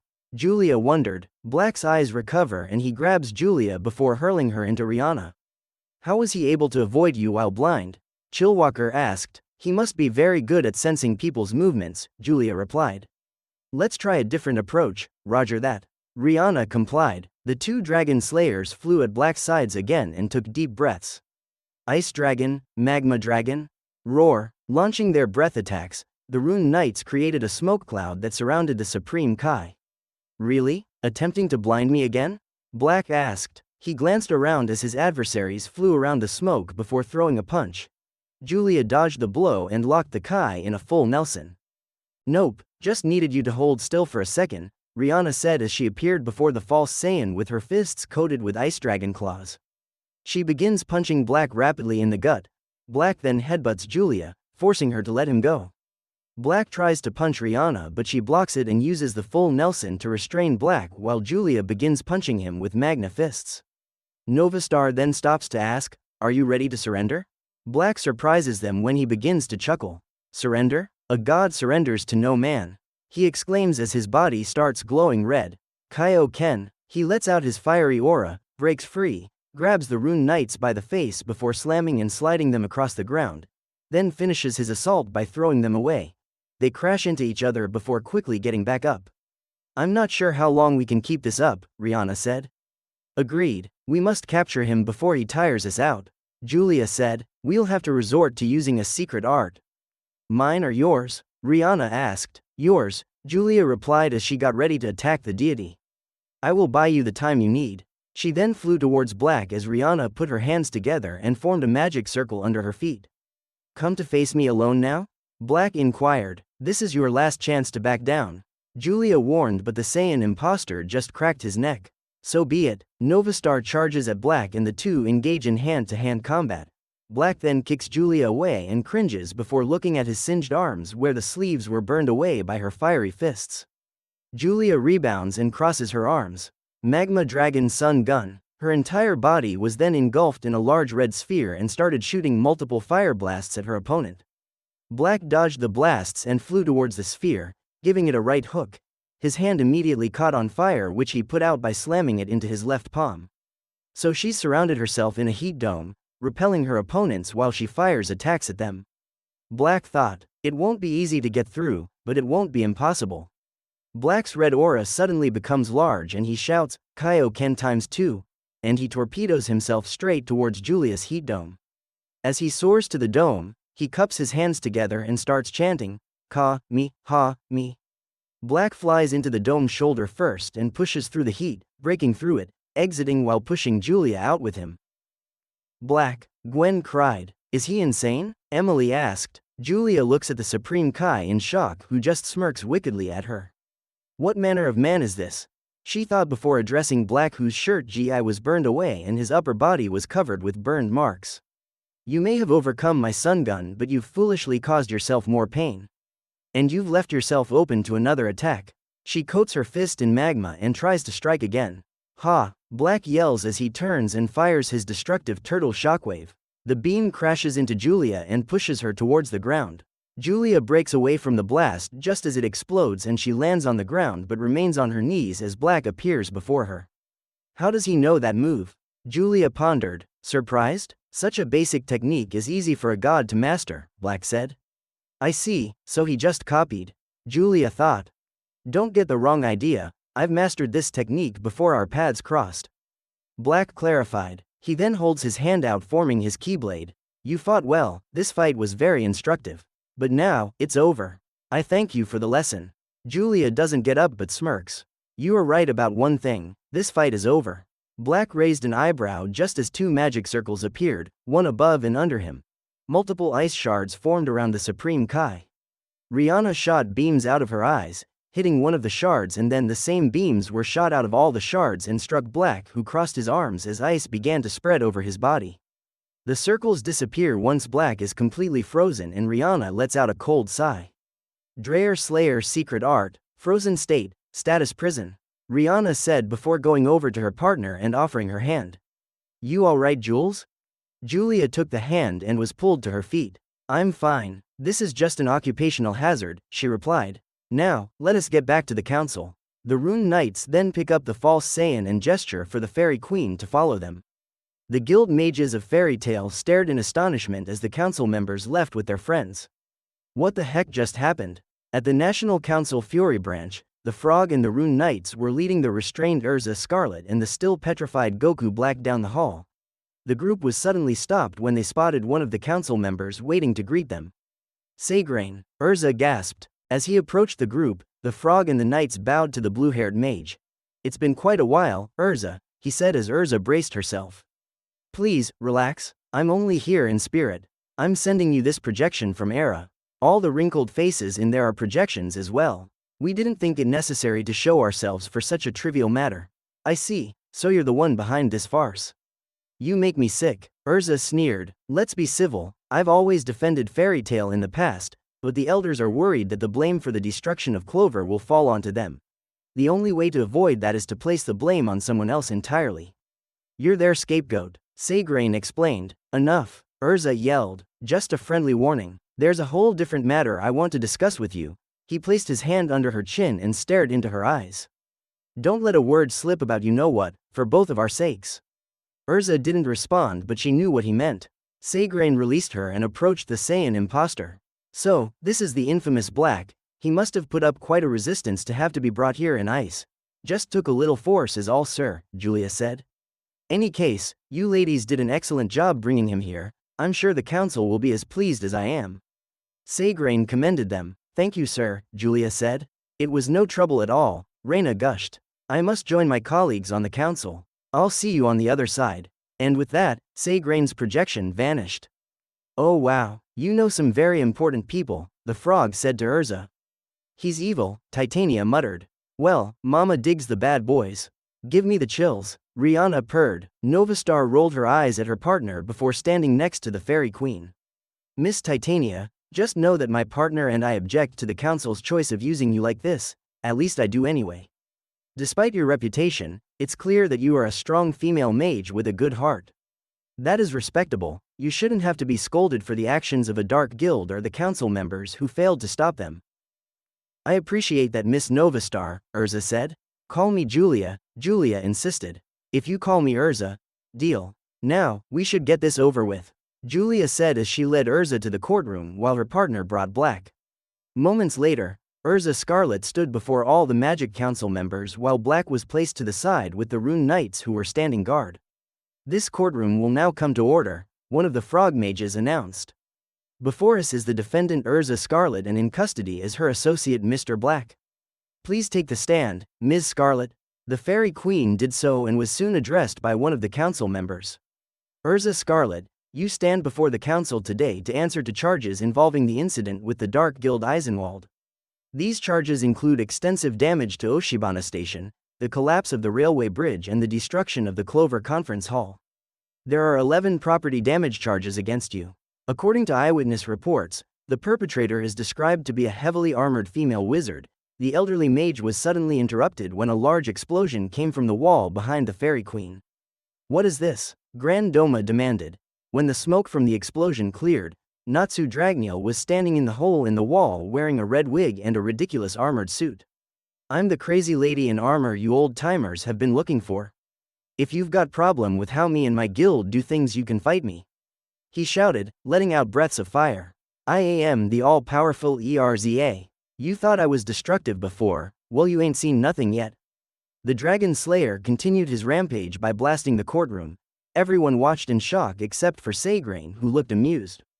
"Do you think the stuff I destroyed is more important than the guild masters' lives?"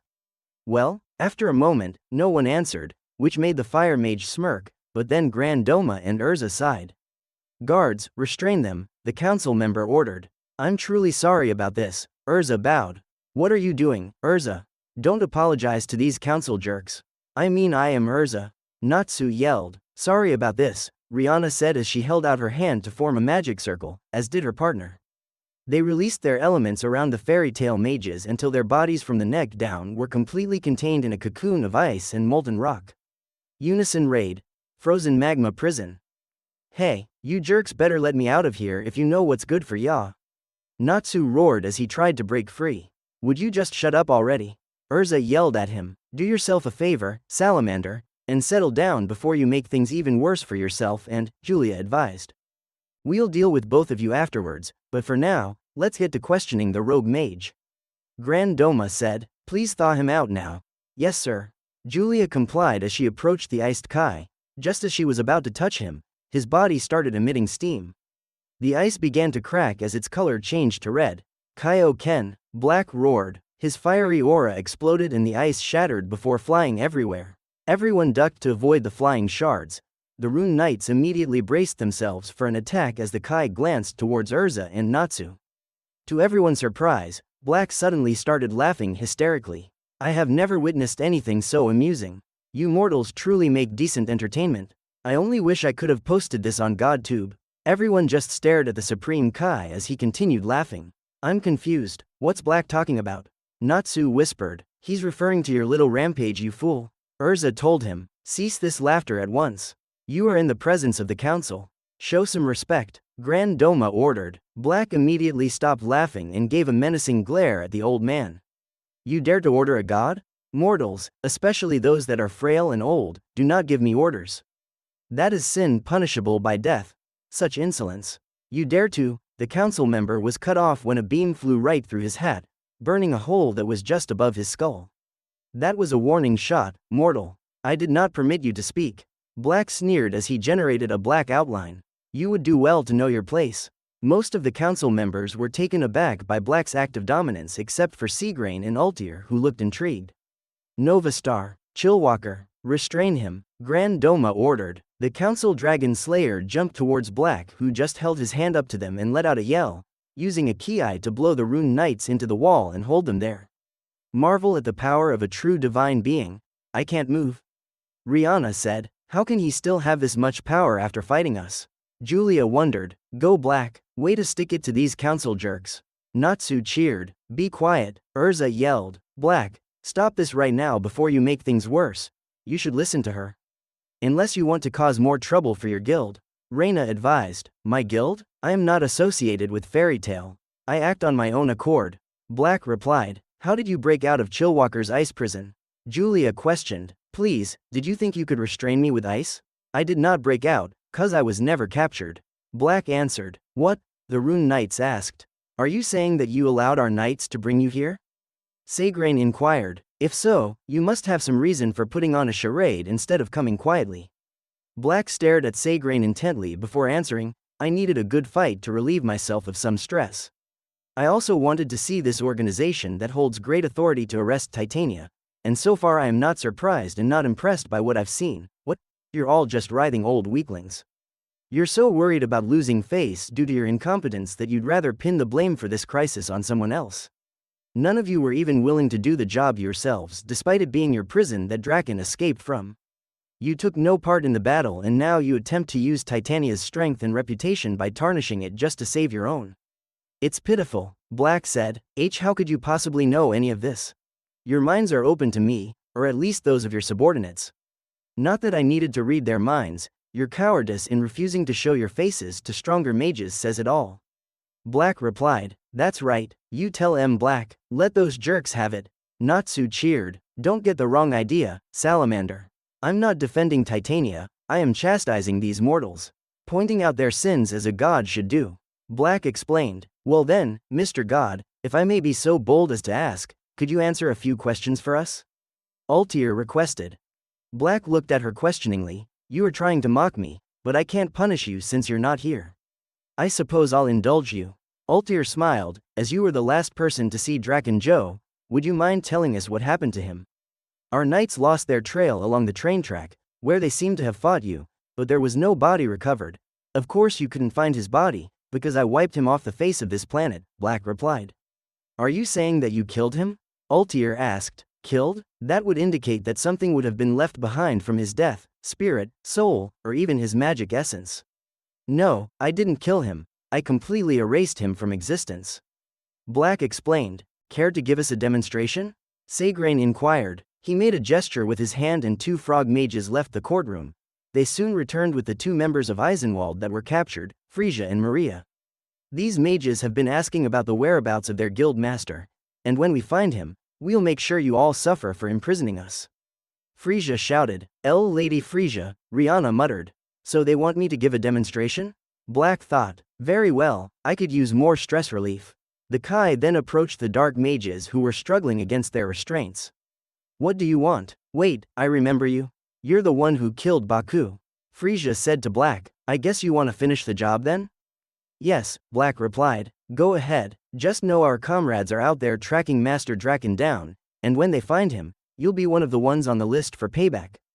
Frisia assured, then their search is in vain then, 'cause I made sure that he'll never be seen again. Black said, what? Frisia asked. Death by the hands of a god, there's no greater way to leave this world. Black boasted, you're lying, Master Draken is the strongest mage ever. There's no way a simple guild mage like you could ever defeat him. Maria defied, I remember the look in his eyes when he lived his final moments, Black said. The confusion and fear, the pain he experienced in our fight, his battered and broken state when I was done with him. Stop it, shut up, Maria yelled. I watched as he withered away into nothingness. No corpse, no remains, not even ashes for his funeral. I didn't end him, I destroyed him. The Saiyan imposter gave a delighted smirk as he reminisced. And now, I'm going to do the same to you. The two dark mages lowered their heads in despair from the Supreme Kai's words. We knew it, from the moment we sensed the Master's power had vanished and that he was never arrested, we knew it. We just didn't know who did it. Frisia admitted. When we found out that there was a trial that would clarify what was Draken's fate, we knew this would provide us with the perfect opportunity. If you think you can escape right now, then I assure you that your attempts will end in failure, Org said. Why would we escape, when we can take our revenge on all of you right now? Maria asked before opening her mouth wide and letting out a loud song. With her melody magic, immediately, numerous explosions occurred in the courtroom and multiple dark mages burst in. The Supreme Kai soon found himself surrounded by the remnants of the Eisenwald Guild. What is the meaning of this? Grand Doma yelled, all of you surrender yourselves or face punishment. Silence, Frisia ordered as her and Maria's restraints were broken. You councilmen aren't even here, so just sit back and enjoy the show. She then turned her attention to Black and the other mages. Now, we're going to get our revenge on those who stood against us by killing Titania, Salamander, the Rune Knights and the man who killed Master Draken. And with our numbers this should be over soon. You think so? Black inquired as he lowered his hand, allowing the Rune Knights to move. This is bad, there are so many of them, Julia muttered. Hate to say it, but we may need to ask for help from the fairy tale mages, Rihanna suggested. You Eisenwald jerks are still around? Come on, we'll take you all down right now. Natsu said, Julia, let us out of this so that we may help you. Urza urged. Right, Julia replied. Knights, stand down, Sagrain ordered, but Lord Sagrain.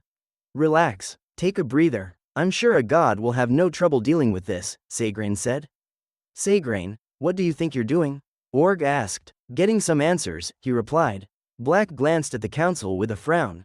You think you can have me clean up your mess, how you mortals continuously insult the gods. Then again, he turned to face the dark mages and cracked his knuckles. I could always use more stress relief. You a god? Ha, you're not a god, you're just a man. A man who's about to take his last breath. Frisia said, you know, your master said the same thing to me, right before I erased him from existence, Black said, getting the dark mages angry. Black, what are you doing? Don't taunt them, Urza advised. You're greatly outnumbered, let us assist you, Julia suggested. Yeah man, let us out of here and we'll kick their butts together. Natsu said, stay out of this, mortals. I wiped out a guild once before, this won't take half the effort it took to wipe out Blue Skull, Black said. So he's the one who wiped out the Blue Skull Guild. Enough talk, the time for revenge is now. Maria yelled. Agreed, any last words? Frisia asked Black. The Saiyan imposter simply held up his hand and gestured, come on, before channeling his Keyblade. She glared at him and yelled, kill him. The dark mages fired their magical attacks at Black but he easily dodged them as he rushed towards them. One of them charged to attack but was struck in the gut by Black's blade. The Kai's fires an energy blast right through the mage, causing an explosion that blew the guild members apart. Black immediately pins down one of the dark mages and prepares to impale him. Some of the mages got up and jumped at the Saiyan imposter. Die, they yelled as they conjured up magic weapons to strike him but he disappeared again, making them kill their guildmate unintentionally. Black then chops their heads and they fall to the ground dead. More dark mages charge at the Supreme Kai who conjures up his scythe and swings, slicing them in half. The remaining mages start to get terrified as Black turns to them with a sadistic grin. In an instant, Black slams his weapon on the ground, creating a shockwave that sends the grunts flying before jumping up and cutting them all into pieces. He lands on the floor as blood and body parts rain down around him. The council, the knights and the fairies could only watch in horror at Black's demonstration of his divinity. After a few moments, the only members left were Maria and Frisia who were petrified by their guildmates' deaths. You're a monster? Maria states in fear. Black replied by swinging his scythe, creating multiple energy spikes that impale Maria and pin her to the wall. She cries out in agony as Black appears before her and stomps on one of the spikes to inflict even more pain. No, I'm a god. And this is justice, Black replies as he stabs her with his sickle. The blades then explode, consuming both Zamasu and Maria. Maria, Frisia cried. Black steps out of the smoke, carrying Maria's lifeless body with him before dropping it. My god, Org muttered. Savagery, Grand Doma said, how can anyone be that ruthless? Julia questioned. He's just as evil as they are, Rihanna commented. He's so bloodthirsty, Urza muttered while visibly shaking. Hey Black, you went too far, you didn't have to kill them, Natsu yelled. Frisia gritted her teeth as she gripped her whip tightly and began to shed tears. You murder, I'll kill you, She swings her whip at the Kai, who takes it but is unaffected. He then walks towards her as she continues to whip him in fury. Despite every whip cutting his body and shredding his upper GI, Black did not react to the assaults and just got closer to his prey.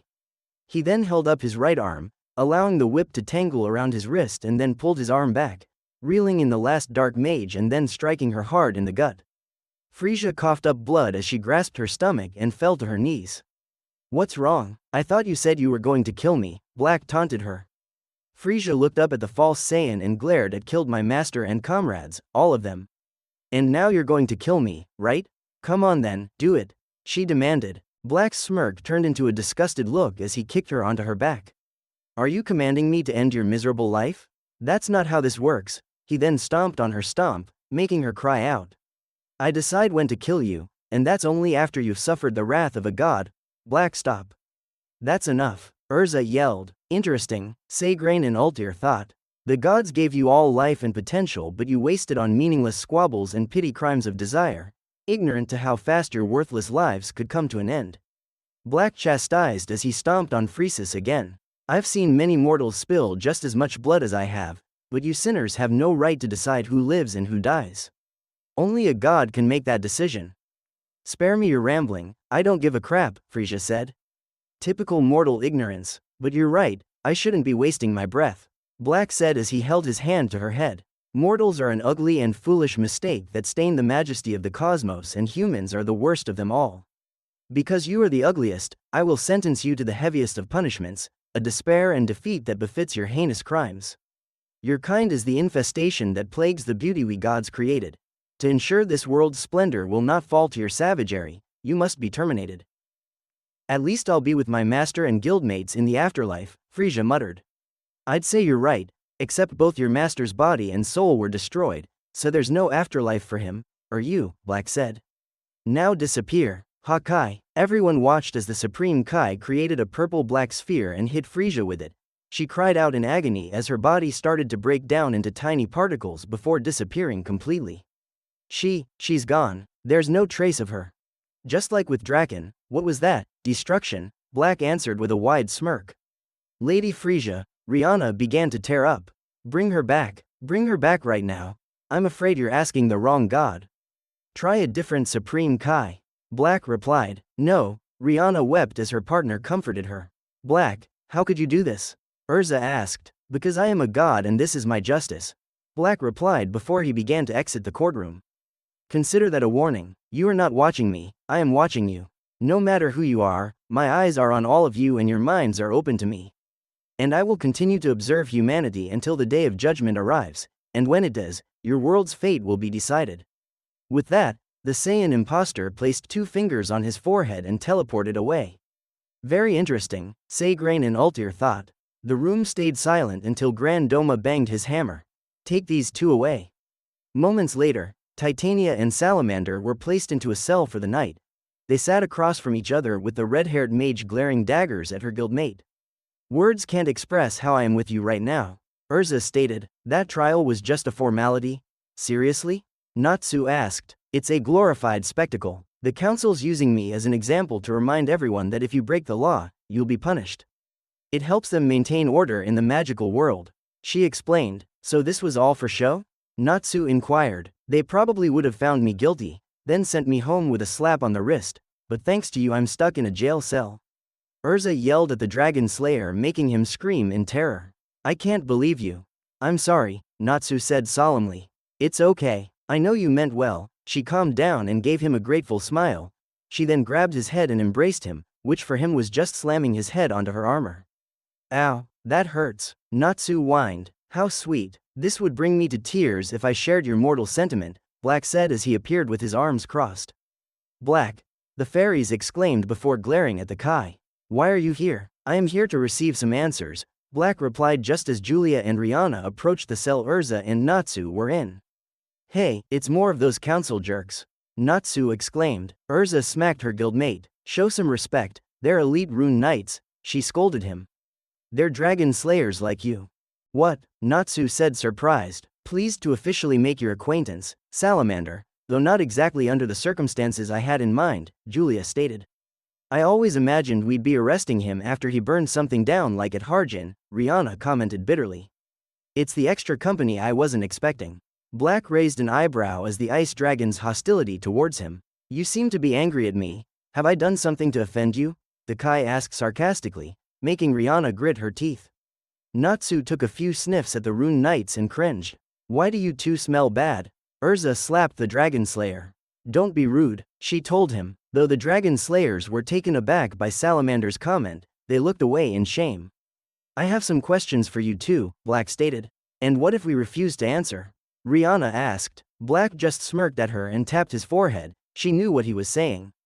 Why not just use that mind-reading thing to get what you want from us and get it over with? I'm not in any hurry to leave. Besides, I want to hear the answers from your mouths. Black replied. Rihanna glared harder at him. I don't feel like talking, so you might have to beat the answers out of us. Don't underestimate me, mortal. I was just having fun during our last fight, but I can assure you this next one will not go so well or benefit you as it will me. Black warned. I'll take my chances, Rihanna said as her fists started glowing. Her partner then held out her hand to stop her. Stand down, Chillwalker, Julia ordered. Until the council gives their final verdict on this person, we are under orders not to engage him in combat. Rihanna sucked her teeth and turned her in anger but complied. Julia looked intensely at Black and asked, what do you want to know? First, how do you know the Kamehameha wave? Black inquired. Our masters taught it to us, Julia answered. How can that be? That technique uses ki, not magic, and no being in this world knows how to manipulate ki. Black said, well, our dragons did, and they taught us how to use it. Rihanna said, did they also teach you to use ki to conjure energy blasts, use the flight technique, and the sun technique? Black asked. If you mean the Buku Jutsu and the solar flare, then yes, Julia answered. Wait, don't dragons have wings? Why would they need technique to fly? Can't they fly naturally? Natsu asked. Julia and Rihanna shrugged. Not all dragons have wings, and I guess some have them just for show, Rihanna said. So your dragons knew ki? Black asked and the Rune Knights nodded. Tell me, did your dragon know ki, Salamander? I don't remember Igneal ever telling me about this ki thing, so I don't think so, Natsu replied. I see, Black said. You know, our dragons were once friends, Salamander, Julia told Natsu. Nuova always respected Igneal, they even fought once. Nuova? Was that your dragon's name? Urza asked. Yes, Nuova Shenren, Julia replied. Shenren? Isn't that the name of the Earth's dragon god? Black thought. What was yours? Urza asked Rihanna. Ice. Ice Shenren. Chillwalker answered. Your dragons share the same last name? Urza asked. They were brothers, Rihanna said. Have you ever known dragons to be related, Natsu? Urza asked. I only remember Igneal, and he never told me had any family other than me. I didn't even know dragons could have last names, let alone families. Natsu replied. Our dragons were a special kind, Julia said. Nuova and Ice Shenren, the magma and ice duo. Just like us, they're little girls. Rihanna exclaimed. So does that make you two related? Natsu asked. In a way, the Rune Knights replied. Black was still pondering on the familiar dragon name. Two dragons in this world that share the same name as the Dragon of Earth? Is it just a coincidence? Did we answer everything? Julia asked the deity. One last question, do you know of the Dragon Balls? Black inquired. What are Dragon Balls? Natsu asked. Got me, Rihanna said. Sorry, but we've never heard of these Dragon Balls, Julia replied. Are they connected to the dragons? Black attempted to read their minds, but to his surprise, he couldn't for some reason. Something's preventing me from entering their minds to know about the Dragon Balls, and I don't think the Dragon Slayers are doing it. Someone doesn't want me to pry. He thought before replying, never mind, it's not relevant. That is all, I will take my leave now. He then vanished using the instant transmission. Hey, I've got a question of my own, Natsu said. What is it, son of Igneal? Julia inquired. Where are your dragons now? Natsu inquired. The female dragon slayers looked saddened by that question. They're gone. They've been gone for years. Rihanna said. I'm sorry to hear that. Believe me, I get how you feel. My dragon disappeared 7 years ago too. Maybe we could try finding our dragons together, Natsu suggested. I appreciate your sympathy, Salamander, but you misunderstand, Julia said. My partner was speaking lightly. When she said they were gone, she meant they were dead. What? How? Natsu asked. They were killed, Julia answered. By us. Urza and Natsu were shocked at this revelation. What? Why would you kill your dragons? Didn't you say they taught you? Didn't you think of them as your parents? Of course we did, Rihanna replied. Then why? Why would you kill them? Natsu asked furiously as he grabbed the bars and glared at the Rune Knights. Didn't you care about them at all? Why would you want to do that to them? We didn't, they did, Julia said. What? Natsu questioned. What do you mean by that? Our dragons took us in when we were little girls. They cared for us, fed us, and taught us many things. They treated us like their own daughters, they loved us, and we loved them. Rihanna explained. So why? Natsu began to ask. 7 years ago Nuova and Ice left to take on a strong opponent. I was confident that Nuova was second only to Igneel. I didn't think there was anyone who could beat him, and Rihanna thought the same of Ice. But we were wrong, Julia explained. When they returned to us, they were half dead. This foe was so much stronger than they were, but they would not grant him the pleasure of reaping their souls, so they fled. I tried to give Ice my magic to save him, but it wasn't enough, Rihanna said. Giving Nuova my magic could only allow him to live a bit longer. Despite this, he continued my training and taught me all he could, Julia said. Then one day, I said it was time for my final test. He asked to kill him, Rihanna said as she clenched her fist. I argued with him, begging to find another way to save him, but there was no time left. He was on the verge of death and he wanted to go out like the fighter he was, which meant another fighter had to be the one to do him in, and he chose me. Nuova wanted me to gain the experience necessary that only came from personally fighting a dragon, Julia said. He looked at me with pleading eyes as his body grew weaker. He looked so sick that it hurt to see him in that state. So, I agreed to do it. Our battle was intense. He didn't pull his punches or claws. I could feel my attacks ripping at his icy flesh, yet he kept fighting to the end. Gave it his all, Reina said. In our final clash, we charged at each other and then, I passed out. Julia said. When I woke up, I was lying in a pool of Nuova's blood while his body was split in two. Ice didn't respond to my cries and I yelled at the top of my lungs, Rihanna said as her eyes got teary. Dragon blood, that's why you guys smell bad to me, Natsu stated, and the two nodded. The scent of dragon blood doesn't fade no matter what you try to cover it with, it sticks and mutates the body. I could feel my strength increase as Nuova's boiling blood sank into my skin. Julia explained. Eventually, I had to go on just as my dragon master wanted for me. Even in his death he was proud of me and that he would always be part of me. Years later we met and we've been stuck with each other ever since. Rihanna explained while wiping her eyes. We keep going cause that's what they trained us to do. I hope this helps you understand, son of Igneel, Julia said. Yeah, I get it, Natsu replied before asking. You said your dragons died 7 years ago. What day was that exactly? July 7th, 777, Julia answered. Weird, that's the same day Igneel disappeared, Natsu said. That's quite the coincidence, Urza said. Earlier you said that your dragons were a special kind. What did you mean by that? Julia turns away before answering. It's late, you two should get some rest. You'll be free to return to your guild in the morning. Try not to cause too much trouble, or you might end up back here, Rihanna teased. I'll do my best to make sure Natsu and the rest of Fairy Tail follows after my moderate example, Titania swears as she places a hand on Natsu's head. She does know she causes the council a lot of trouble too, right?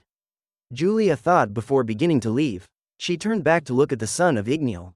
Though you're quite the reckless renegade, I can see that you have a good heart like Nuova did. I truly hope you reunite with your dragon parent, Natsu Dragneel. The Rune Knights then left, leaving the fairies in their cell. Interesting, I never realized that some of our Rune Knights had dark secrets of their own, or that there was another source of great power that even the council was unaware of, Sagrain muttered to himself from the corner of the prison hall. This Black is quite the fascinating specimen, as are you, Natsu Dragneel. The next morning, Urza Scarlet and Natsu Dragneel went inside their guild hall, the latter being happy to have returned. Who would have thought that fresh air could smell so sweet? I'm gonna breathe it in all day. The Dragon Slayer yelled with joy as he ran around exhaling flames, which annoyed some of his guildmates. I can't believe that stupid trail was just for show, all that worrying for nothing. Lucy moaned. Oh, so she wasn't a sacrificial lamb but a scapegoat. Gray stated, you must be one heck of an ice wizard cause even your jokes leave me cold. Elfman said before addressing the fire dragon. Hey Natsu, you're gonna finish going man to man with Urza? Oh yeah, I forgot about that. Natsu smirked at Urza. So, what do you say? Wanna pick up where we left off? I'm not in the mood right now, Urza replied. Suddenly Goku Black entered the guild hall with Neb trailing behind him carrying the exhausted Pendleton sisters. Hey guys, welcome back, Emily muttered. Oh dear, are you alright? Mira asked. Fine, just tired, Gwen answered. Black's been having us use our magic all morning, still not used to using it for a long time. Anyway, glad to see you guys made it back okay. Black told us about the trials and said you'd be back in the morning. Hope the council will leave you alone for a while now, Emily said. Urza gave Black an uncomfortable look as he passed by. Welcome back, Titania, he coldly greeted her before setting the Pendleton sisters down and going over to meditate. Her eyes were still on him when Natsu began to approach her with a fiery fist. Come on, Urza, let's finish our fight, Natsu urged. Don't tell me you're afraid you'll lose. I told you I'm not in the mood, Urza repeated. Too bad, 'cause I'm not letting you off the hook that easy. Natsu exclaimed as he charged at her. I swear, Titania muttered as she got up and struck Salamander in the gut, instantly knocking him to her guildmate's surprise. There, satisfied? And he's out, Happy announced. The other fairies started laughing at how quickly Titania beat the son of Igneal. Way to go, champ, Gray joked. Guess we know who the real man is. Elfman laughed. Black just scoffed at these antics, which didn't go unnoticed by Urza. She approached the guild master and whispered.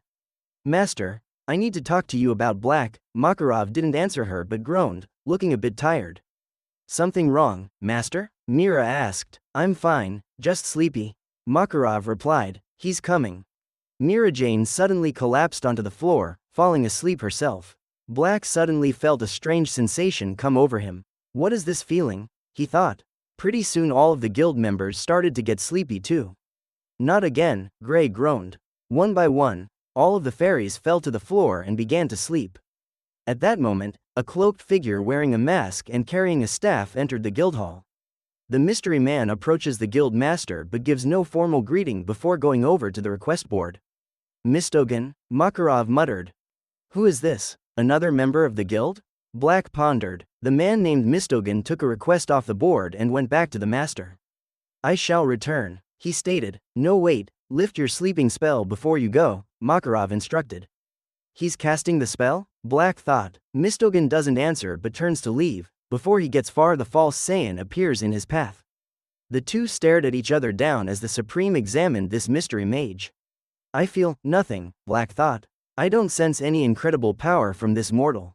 How is that possible? Is he suppressing his power? Can I help you? Mistogen asked the Kai. No, that can't be it. If he truly is the one casting this spell, I should have sensed his power even for an instant, but his ki remains distant. It's on the same level as the common mortals who wander the streets, yet he can use a spell powerful enough to knock out both Titania and Salamander. Even the old fairy is barely able to fight it off. What kind of mortal is this? Black thought as he peered into Mistogen's mind, his eyes widening as he learned a few things. How interesting. Is there a problem? Mistogen asked. No, I just find your situation to be quite similar to mine, Mistogen, Black replied before stepping aside. Mistogen stared at the former Zamasu for a moment before continuing to exit the guild hall. 5, 4, 3, 2, 1. Once he finished counting down and left Fairy Tail, all of the sleeping members immediately woke up, except Natsu. What just happened? Emily asked. Aw man, was Mistogen here? Jet said. What a jerk. Droy groaned. Does he have to put us to sleep every time he comes here? Levi asked. Who's Mistogen? Lucy inquired. For one, he's a contender for Fairy Tail's strongest wizard, Elfman answered. For real? Gwen and Emily asked. Yeah, and for some reason he doesn't want anyone to see what he looks like, Gray explained. So whenever he comes here to take a job, he casts a sleeping spell. That's kind of creepy, the blonde commented. Master Makarov's the only person here who's ever gotten a good look on his face, Gray said. That's not true. I've seen him before, someone said. Everyone looked up and spotted a blonde-haired man with a lightning scar over his right eye, wearing a fur coat, resting on the upper floor and smirking down at them. Laxus. Elfman exclaimed. Talk about rare, Macau said. You're never here, Wakaba pointed out. And here's another contender, Gray said to Lucy. So, he's another member of this guild, Black thought. Mistogen's just a little shy, you should all respect his privacy, Laxus told them. Upon hearing the newcomer's voice, Natsu immediately woke up and raised his fist. Alright Laxus, you and me. Right now. Getting your butt kicked once today wasn't enough? Gray questioned. Yeah pal, if you can't even win against the redhead, why bother with me? Laxus asked. What are you trying to say? Urza asked angrily. No need to get all worked up, Urza. Gray attempted to calm her.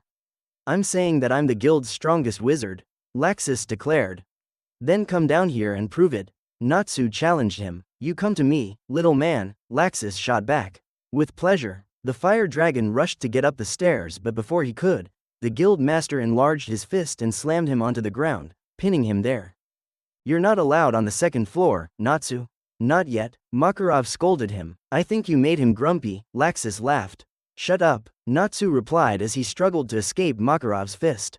That's enough out of you, Laxus, the guild master ordered. The new mage went on with his boasting. The most powerful one in the guild isn't a chick or some hooded weirdo. You wanna know what the strongest wizard looks like? You're looking right at him. His smirk grew wider as he pointed at himself, all while Natsu, Gray and Urza glared at him. What a jerk, thinks he's such a big shot that he won't get off his high horse, Emily commented.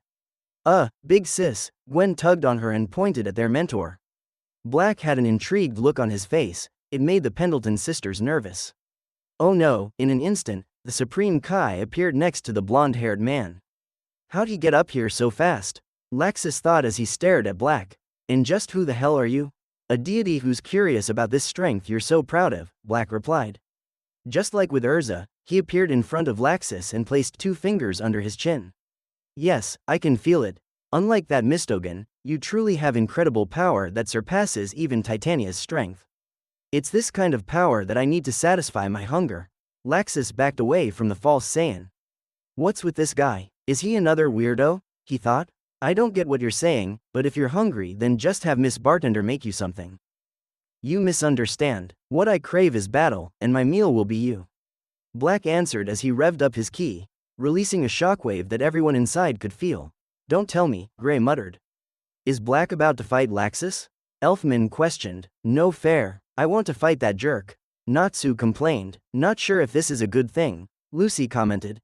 Master, I'm concerned about where this is going, Urza said. As am I, Makarov replied. Laxus glared at the Kai. You saying you want to fight me? Well, I don't really want to fight anyone right now, so how about another time? He offered. What makes you think I'll take no for an answer? Black asked as he raised his hands and used his paralysis technique to immobilize Laxus. Because I won't, he yelled, using a ki to blow the blonde mage out of the guild hall. Laxus landed out in the streets where Black went out to meet him. What just happened? 1 second I was completely paralyzed, and the next thing I knew he yelled at me and I was blown away. Laxus thought, just what kind of magic is he using? Don't bother trying to figure out what magic I'm using, 'cause I don't use magic to fight like you mortals do, Black replied. Listen pal, I already told you I'm interested in fighting you. So, why don't you go play with those weaklings in the guild hall? Laxus asked.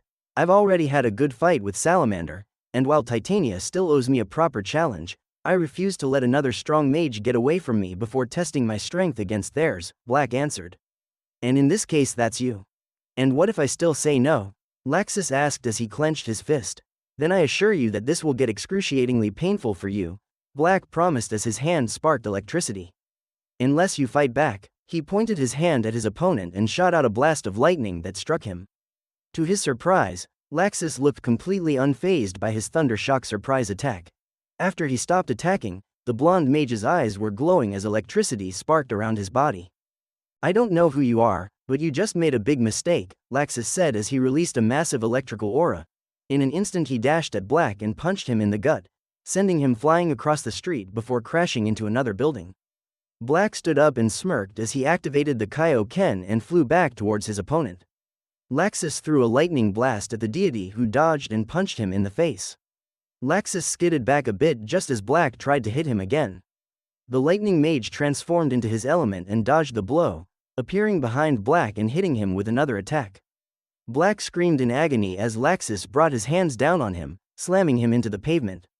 Satisfied? Laxus asked. Black stood back up and replied, not yet, then revved up his ki and charged to attack again. Laxus turned into lightning and evaded him. Black chased after the lightning mage as they flew through the heavens. Kaioken ×2, he yelled, amping up his power and charging at Laxus faster. Though he could now keep up with the lightning mage, none of his blows seemed to be making any impact. All he felt was the sensation of lightning running through his body every time he made contact with Laxus. Is this part of his magic? Somehow my attacks are going right through him, Black thought before smirking. Well then, how about this? The deity flew towards the lightning mage with his right fist glowing. He struck Laxus right in the gut, and was immediately electrocuted as he kept his fist in there. Bad move there, pal, Laxus stated. Black then opened his hand, letting out an energy blast that immediately detonated. The two were separated by the explosion, with Laxus being knocked to the ground. Black lands in front of him as he gets back up. That's a nice trick you've got there, mortal, but I've got a few of my own, he told the mage. Laxus responds by removing his headphones and taking off his jacket. Try this trick, he yelled as he punched the ground, sending a wave of lightning at the Supreme Kai, and Black summoned an energy barrier to protect himself. The other members of Fairy Tail rushed outside and watched as Black flew into the sky with Laxus chasing after him. Black fires multiple ki blasts that Laxus evades before getting nailed in the face by a lightning punch. Laxus continues to sock the Kai in the head when he disappears from the mage's sight and appears behind him with his scythe in hand. He swings it, creating a curved energy attack that hits him in the back. Black sends more attacks at his opponent, who counters by throwing lightning blasts. The two attacks clashing caused shockwaves that began to damage the area around them. Man, now this is a good fight, Gray commented. This is crazy, Lucy said. This is how real men get to know each other. Elfman exclaimed. Come on, Black, show Laxus who's boss. Natsu cheered. Master, maybe we should do something, Mira suggested. Master Makarov, Mira-Jane is right. This is starting to get out of hand, Urza said. I know, I'll have to step in or the town might be destroyed, Makarov said. The guild master then grows 10 times larger and stands between Black and Laxus. Both of you, stop fighting right now, he ordered. Stay out of this old-timer, Laxus replied. Makarov placed his giant hand in front of the Saiyan imposter, but Black placed 2 fingers on his forehead and teleported behind Laxus and brought his sickle down. Laxus managed to grab onto the stick part of the weapon just before it cut him. He struggled to hold back the Kai's strength, and then he held out his hand, forming a magic circle to appear under Black's feet. A massive bolt of lightning shot out of the circle and struck the Supreme Kai. When it stopped, Black backed away from the lightning mage and grasped his chest. Yes, this pain, I want more, Black muttered. What are you, some kind of masochist? Laxus asked. He didn't get an answer as Black charged at him again and started hitting him with a multiple fist barrage. After taking many blows, Laxus hit Black with another lightning blast that pushed him back before raising his fist into the air. Can you feel the electric energy from the lightning I've summoned forth? It will plummet from the heavens and turn you to ash. Laxus began to chant as his fist conjured constant lightning bolts. A giant ball of electricity formed right about the lightning mage's fist as his eyes started to glow. Raging bolt. He brought his hand down, commanding the attack to strike his opponent. Black took the hit and was consumed in a large explosion. Everyone shielded their eyes from the shockwave and bright light that Laxus's attack caused. Black, the Penleton sisters cried. Laxus, that's going too far, Mira yelled. He asked for it, Laxus replied. When the smoke cleared, the false Saiyan was kneeling before the blonde-haired man with his body sparking electricity, and the left part of his top GI was burned away, revealing his bruised chest. I'll give you a little credit, new guy, you're pretty tough. But you're wasting your time with these losers. Black just started laughing as he grasped his chest and spat out some blood. You are indeed much stronger than anyone I've faced since coming to this world. This pain, I feel it making me so much stronger, and this fight, Black said as he stood.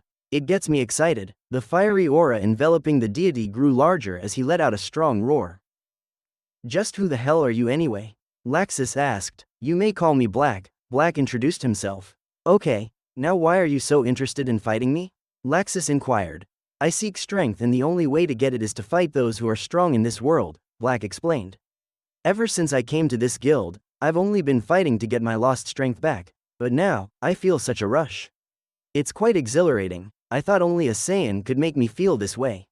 At this rate, my strength will be restored in no time, and then I can carry out my justice. Are you sure you want to keep fighting? Laxus asked. You look pretty banged up already, and I'm sure some of those bruises weren't from me. I assure you, despite how injured I look, I'll keep fighting till I can't fight anymore, Black said as he channels his Keyblade. Now, come on, He charges at the lightning mage again, appearing in front of him and slashing his chest, creating a gash that dripped blood. Laxus winced in pain and grasped his chest before changing into lightning and backing away. Black chased after him and kept swinging his blade. Laxus dodged his slashes before kicking him away with a lightning-enhanced kick. Black only smirked and yelled, "Kaioken ×3," increasing his power again as he went on the attack. Laxus caught Black's wrist and tried to counter his punch. Black blocked his strike and the two began to clash with their energies. The force from their clash causes the ground under them to crack as they push back and forth. Kaioken ×4. The deity's power increased once more and he pushed harder, causing the lightning mage to buckle to one knee. Black then frees his hand with the keyblade and tries to impale Laxus's face. Laxus managed to grab Black's arm with both hands, stopping the strike. Black channels his keyblade into his other hand and prepares to fire an energy blast at Laxus's face. Damn it. This guy just keeps getting stronger. Laxus thought, how long do you intend to hold back? Black inquired, what are you talking about? Laxus asked, don't play coy with me, mortal. I can sense you have much more power than you're currently using. Black said as his yellow-black key blast grew a little bigger. And I intend to bring it out of you, even if I have to kill you. Crap, guess there's no avoiding it. Screw the old man and his secrets. Laxus thought as his teeth began to grow into fangs. Before either could do anything, Black suddenly recoils and his body begins to swell. Red electricity sparked off his muscles as he twitched in pain. Laxus, though surprised, steps back and throws a lightning punch right into Black's chest, sending him hurtling into the guildhall, crashing into the bar tab. Everyone looked in awe as the Supreme Kai's body was completely covered in bruises and wounds as he lay on the ground unconscious. Laxus stepped into the guildhall and looked down at Black with a cocky smile. Guess he can't fight anymore, he said before walking off. Black, the Pendleton sisters cried as they rushed to his side. The Supreme Kai didn't respond as his body still twitched from the battle. Mira knelt beside him and placed her hand on his wrist, which made the unconscious Kai grunt in pain. I think he'll be alright, but he needs medical attention, she said. We'd better get him to Porlyuzica, Makarov said. Urza, get him to his feet. The fairy queen seemed a bit uncomfortable with that request, which was noticed by the son of Igniel. Don't worry, Gramps, we've got it, Natsu said as he urged Gray to help. The two mages pick up the Saiyan imposter and carry him away. Moments later, the ice mage and fire mage brought the deity to a treehouse hidden in the East Forest, where an elderly pink-haired woman was attending to the injuries of Goku Black. How is he? Makarov asked his old friend. Despite his wounds, I'm positive he'll recover over time, Porlyuzica answered. Whoever this knucklehead is, he bit off more than he could chew. Yes, it seems this particular man loves fighting regardless of the harm it does to his body, Makarov stated. How's that any different than any of the other troublemakers you've brought to me? The woman asked. Why are you still here? I told you he'll be fine, now get out already. She started swinging her broom at the old man, who just turned to leave the treehouse. As the guild master exited Porlyuzica's place, he was approached by the red-haired mage. Master, how is Black doing? Urza inquired. He'll recover in time, Makarov answered. But I'm sure that's not what you came to talk about, is it? Master Makarov, Black is very dangerous, Urza replies.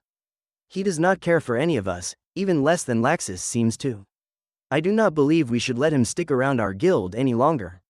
Makarov sighed. I suspected others would feel that way, and to be honest, this Black does give off a bit of a negative feeling.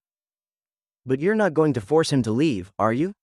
Urza asked. No, I'm not, Makarov admitted. But why, Master? Urza questioned. This Black has no compassion, he thrives on killing all those he dislikes. By allowing him to stick around, we're putting our fellow guildmates at risk. I understand how you feel and I share your concerns, Makarov told her. But I believe that there is a way to prevent what you fear from happening. We can help Black. Black doesn't require our help, Master, Urza stated. He is not some lost wanderer. He's a murderer, he's killed so many in the blink of an eye. At the trial, he snuffed out the lives of those Eisenwald members with no hesitation. I know, Yujima told me about it. It's why I believe we should try to help Black if we can, Makarov said. I don't understand, Urza said. There is darkness in him that I believe even he is blind to, but there is a glimmer of light in him.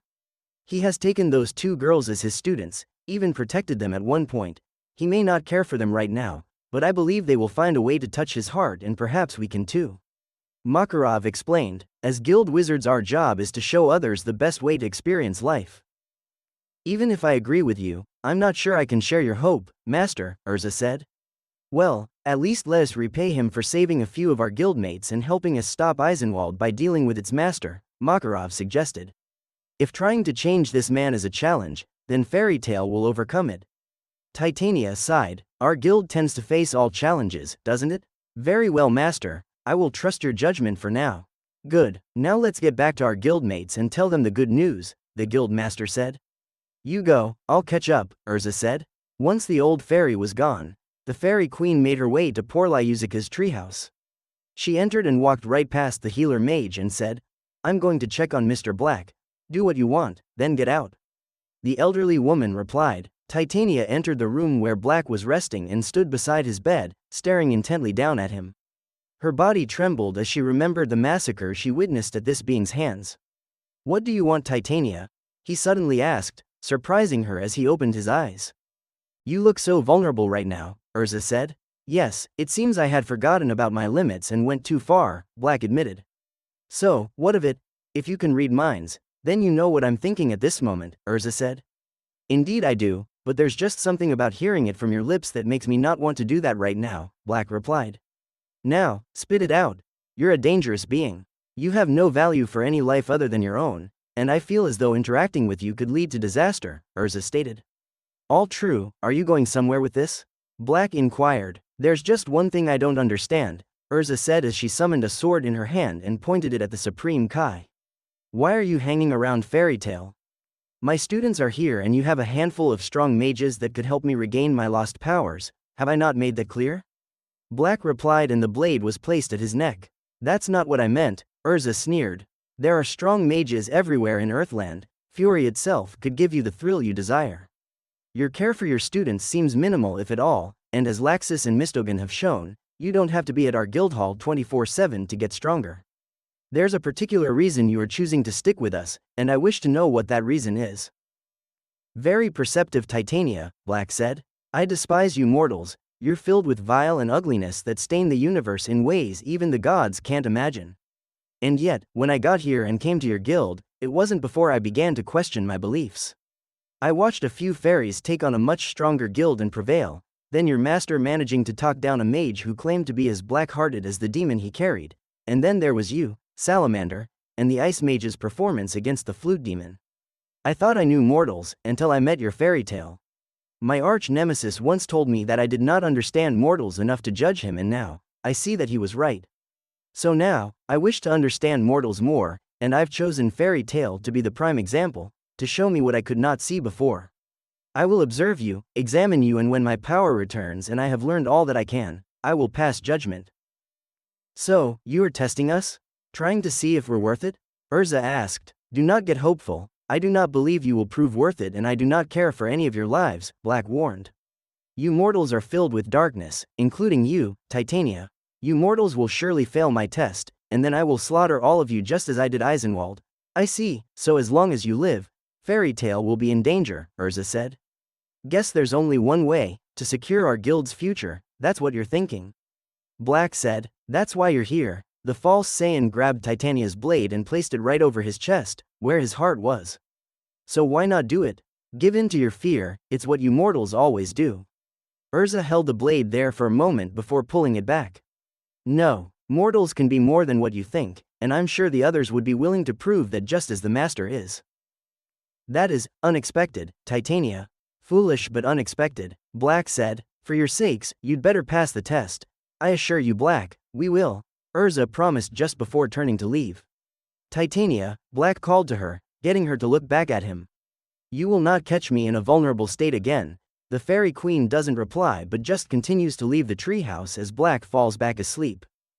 Okay, sadly this fanfic is over, and large thanks to Antihero 627 for this amazing story. If you enjoyed it, just leave a like and subscribe with a post notification, so when the chapter is ready, you will be notified. Okay, see you next one, bye.